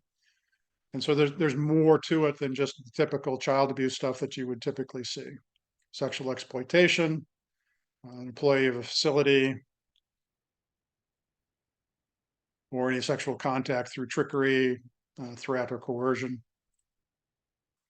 Does not include consensual sexual contact, even employees of facilities, which struck me as odd. I would have bet money that would not have been allowed, but if it's consensual, although up above it says that's included. Paid caregiver, sexual contact. Physical restraints is one of them as well. That often comes up. And so it's each abuse has kind of their criteria for definitions of abuse. You should be familiar with those. Excuse me. Child abuse reporting statutes, definition section is for Oregon Revised Statute 419B.005 is the definition section. 010 is the reporting requirements for professionals. And this is for elder abuse, it's ORS 124, and I forget, 124.060. So get used to reading the statutes. That's why I put them in here, is that you can, every time I get a question on child abuse or elder abuse or any abuse, I pull up the statute. I've read it probably 20,000 times, and I'll probably read it another 20,000 times. Hopefully not, but bottom line is you've got to get used to reading statutes and looking at that information first, and then talking to people that might be able to help you. If you talk to other colleagues in Oregon, please be aware that you will get a varied response in many cases. Some will say, oh, no, you're not required, or yes, you're required, or And sometimes they're thinking of their own requirements. So if you ask a psychologist, sometimes they're thinking, hey, I'm not required. But if you're an LPC or LCSW, maybe you are required. And so be careful when you're talking to somebody about reporting requirements. I have a strong preference that you talk to an attorney that's familiar with the reporting requirements, because then you're going to get a pretty straight answer. There may be other clinical nuances that would be good for a colleague to join in on. But bottom line is, my experience from what I'm hearing is they're often getting a mixed bag when they're talking to their colleagues about reporting requirements.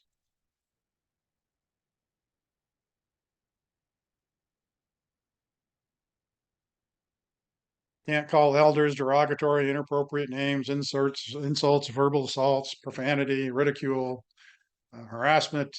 There's a lot of things that fall into these categories that you wouldn't think of typically, and maybe should be part of the child abuse reporting as well, but are not as specific as these things.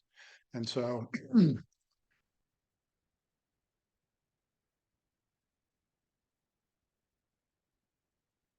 again, they get access to the elders record. And then you have good faith immunity. And this is for a developmentally disabled adult and who has either received with developmental disability, who is currently receiving services from a community program, or was previously determined eligible for the services, with a severe and persistent mental illness who is receiving mental treatment from a community program. So a place like LifeStance, they're a community program. They have a contract with the state. And so it would apply to any of the people in their practice that are over the age of 18 that have a severe and persistent mental illness. And if they've been abused by any of the things that we're talking about, they would be a mandated reporter. So it can be location specific in terms of your practice location. Also, the state of Oregon and youth programs and residency programs, the exception for psychologists and psychiatrists typically goes out the window, and they have more strict, hey, everybody's a mandatory reporter, that's it.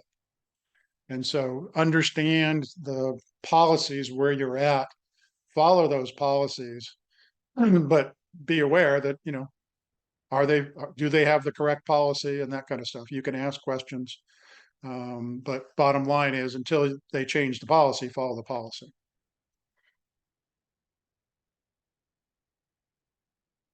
And so get used to how they define these things. They're pretty broadly defined. And unfortunately, this definition keeps changing. And this is the most recent version of it, but it's changed over the years. And so be careful with that. They do change things from time to time. Again, for developmentally disabled, they have to be on the list of mandatory reporters. You have to reasonable cause to believe abuse has occurred, contact with the disabled person or the abuser. Same exceptions for psychiatrists, psychologists. They're not required to report if it's in a privileged setting. You have immunity. Same thing, you report to DHS or law enforcement. You give the information you know. It's in the county in which you learn of it. And then there's a lot of definitions. I'm not going to go through all these. You could certainly look these up. It's similar types of things: neglect, intimidation, verbal abuse, derogatory, inappropriate names, harassment, financial exploitation, misappropriating, so on and so on. Sexual abuse, non-consenting.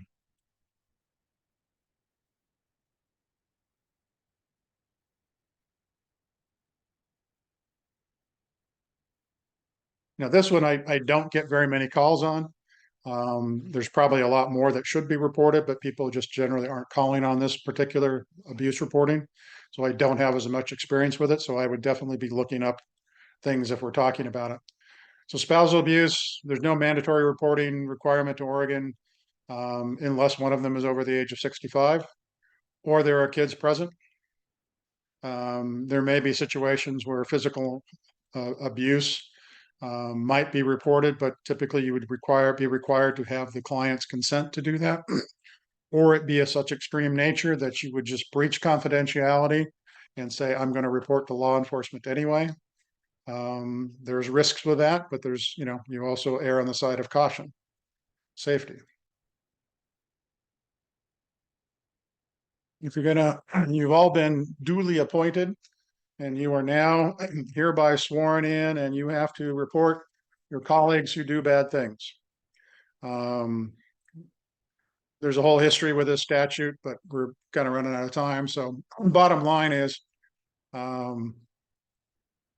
if you learn of the misconduct of another healthcare professional from your client, and the client does not consent to you reporting that other professional, you may not report unless it involves child abuse for some reason or elder abuse for some reason. You might be required to do that. But if your client discloses an unethical conduct of another healthcare provider, you may not report without the client's consent. If you hear about it from other sources, then you can. And the conduct that you're reporting is either criminal acts, prohibited conduct, criminal acts against a patient, or unprofessional conduct. That means conduct on becoming a licensee, detrimental to the best interest of the public, or this is the one that typically is, conduct contrary to recognized standards of ethics for that licensee. And so that brings in a wrinkle that let's say you hear about a licensed massage therapist who is having sex with their clients. Is that allowed under their license and their ethics or not? I don't know, honestly. I haven't looked it up. I'd be concerned. I would think that they would have a rule against that, but don't know. And so one, you have to find out, hey, is this a violation of ethics, or arguably is.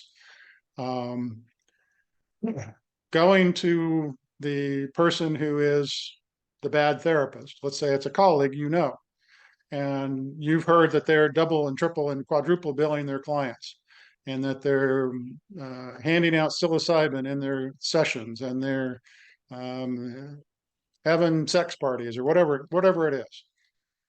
If you go to them and talk to them, which I think is often a good idea, just to find out, but if they say, oh yeah, I was, but I'm not doing it anymore, that doesn't alleviate you from your reporting.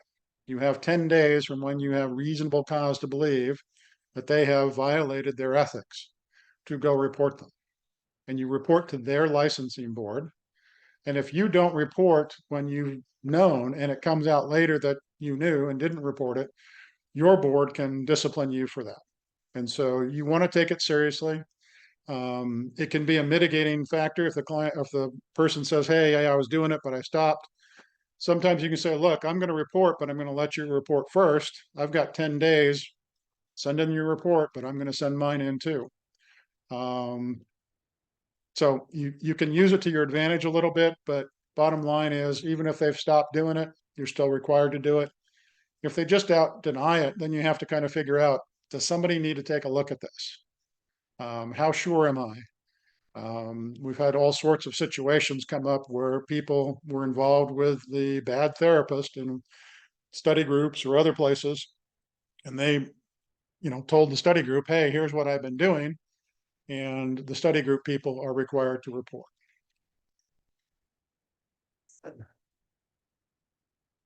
So there's 23 health licensing boards involved. Here's the list of them, but all the mental health boards are on there. The physicians, the nurses, the massage therapists, naturopaths, any healthcare that you can think of. If your client tells you that she and her former therapist used to have a sexual relationship, do you report that? You cannot report that. It's your client telling you of bad conduct, and so you cannot report it without the client's consent. Client, a nurse at a hospital reveals he is diverting pain meds meant for patients. Can you report? You wouldn't report under the squeal on your colleague. You might under the kind of duty to warn they're going to commit a subsequent crime involving threat to physical safety, and diverting meds might be harmful to clients. And so if they're not going to stop or won't tell you whether they're going to stop, then you would report under that statute instead of this one.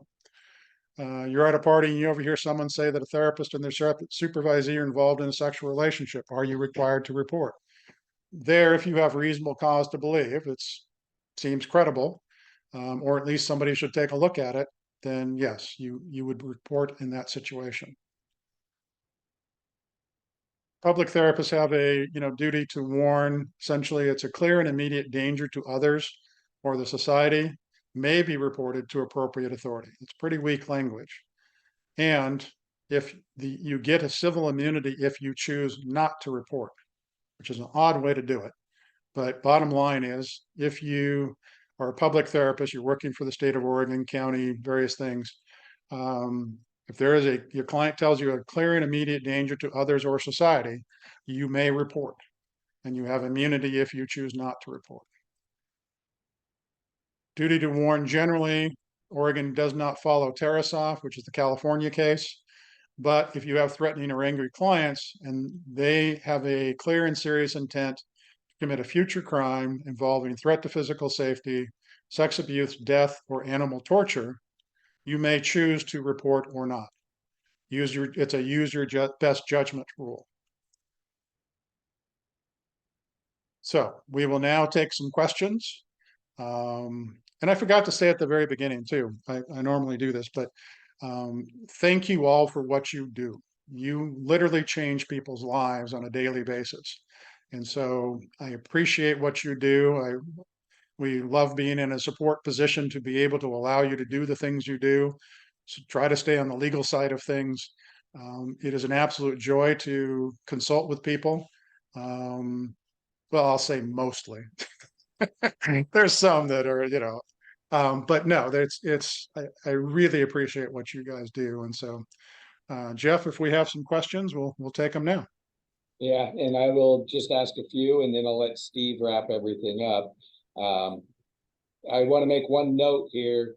I want to thank everybody. It's very active. We have well over 100 questions that have been posed today. There is no way we can get to all of them. Paul said at the very beginning, you can reach out to him or David directly, and they will be happy to answer those. So if we didn't get your question, please reach out to Paul and David. Absolutely. People have already done that, and that's perfect. So in the spring of 2023 OBOP newsletter, there was reported enforcement action against a psychologist for failure to report as a mandatory reporter. The situation was that during sessions, the client disclosed actions that could be endangered his child. Recognizing there are details that won't be provided in these enforcement reports, this led me and many of my colleagues have significant confusion about the statute that provides discretion for psychologists to report possible abuse or neglect when info is learned during confidential confirmation. Sorry, this is a long one. Recognizing you can't speak for the board, are you able to provide guidance on how psychologists can have legal ability to use discretion when learning about possible abuse, neglect, while mitigating risk of legal action for exercising that discretion? And maybe you just touched on that, but well, the key thing is taking good notes. I don't know that case, and I'm happy to look at it and review it. What the board has released in their public documents. There may be some nuance there that they were either in a setting that had a policy that everything was mandated reporting, they didn't follow that, or it was some exception to that. But the plain language of the statute says you are not mandated to report. Now, the board could have been saying, okay, well, the statute says you have discretion, but we're going to argue that your ethics require you to report. And I would, I know Dave would salivate at taking a case like that to a hearing and be able to try to challenge that. If the statute's is saying, hey, you have discretion, and the board's trying to say, no, you don't. So I think you protect yourself by documenting the facts that you know and the facts you don't know, to the extent you can, and then making a decision, kind of writing out why you're making a report or not making a report. But I've seen cases with other licensing boards where people were using the word abuse when it technically wasn't reportable abuse. And so don't be using the word abuse unless you go, hey, wait a minute, have I reported this abuse? Otherwise, I should be describing the behavior it's, it's abusive to yell at somebody. Well, in many cases, that may not rise to the level of abuse. It could in some cases, but not always. And so document what you know.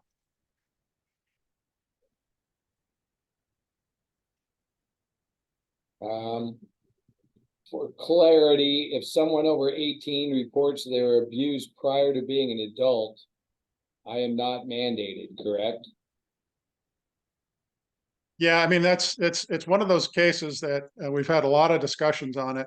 And the way the statute is written, it's a plain language of the statute. I keep going back to that because that's how they interpret statutes in Oregon, is you have contact with a child. And if you have not had contact with a child, you've only had contact with somebody over the age of 18, then you are not a mandatory reporter.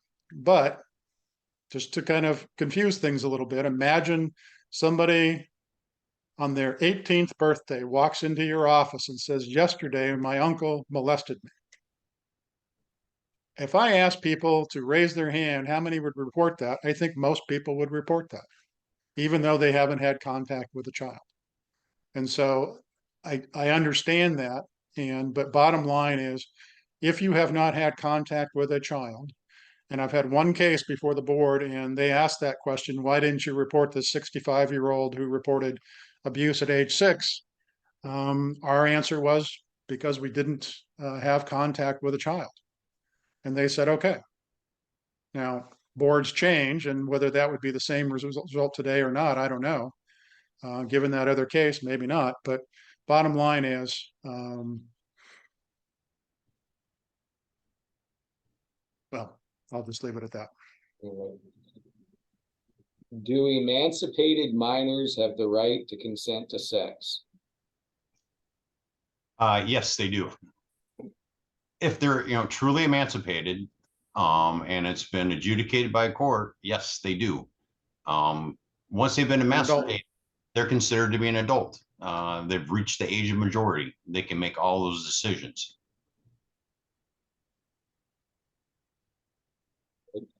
We've got about 5 more minutes here, so maybe a couple more. If I live out of state but see patients in Oregon, do I report in state I am in or report where the patient is located? No, you report where you are located, not where the individual is or where the abuse may have occurred. It's where you're sitting at, that county, you report there. But if that county is out of the state of Oregon, let's say you're traveling or something like that, you're licensed in Oregon, you're seeing an Oregon client, would you also report to Oregon authorities? Yes, you would. And then the Oregon authorities can do whatever they want with contacting the other jurisdiction, the other states. Because if you're in another state, I'm sorry, if you're in another state, you're not regulated by that state's laws. You're regulated by the state, by the laws of the state of Oregon on reporting. All right. Do we have any obligations to report abuse of a disabled adults who are under 65? Yes, if they meet that definition or you meet the definition of a community program, you'd have to go back to that definition. And they're an adult, they're disabled, they have a persistent condition, you would potentially report that if you fall under that. Hey, I'm a provider at a group like LifeStance or any other community mental health program, then you would probably be on the reporting path. All right, let's With the do exception one of last psychologists. one. If a psychologist is working for an organization and is terminated for cause and has 40 appointments scheduled, what is responsibility path for care? So typically you would have an employment contract of some sort, but if you're terminated immediately, you don't have any responsibilities at that point to care for the clients. I would offer to say, I'm available for the next 2 weeks if we want to transition clients, or if you want my thoughts on transitioning clients. But once they decide to terminate you, typically they take away all your access to records, all your keys, everything else have been changed and locked out. And so you really don't have any ability other than simply to offer. I would say take the high road, even if you disagree with the reasons for termination, and be available to triage those patients. They may not want you to because they've terminated you for cause and immediately. And so they take responsibility. The employer takes responsibility for those patients.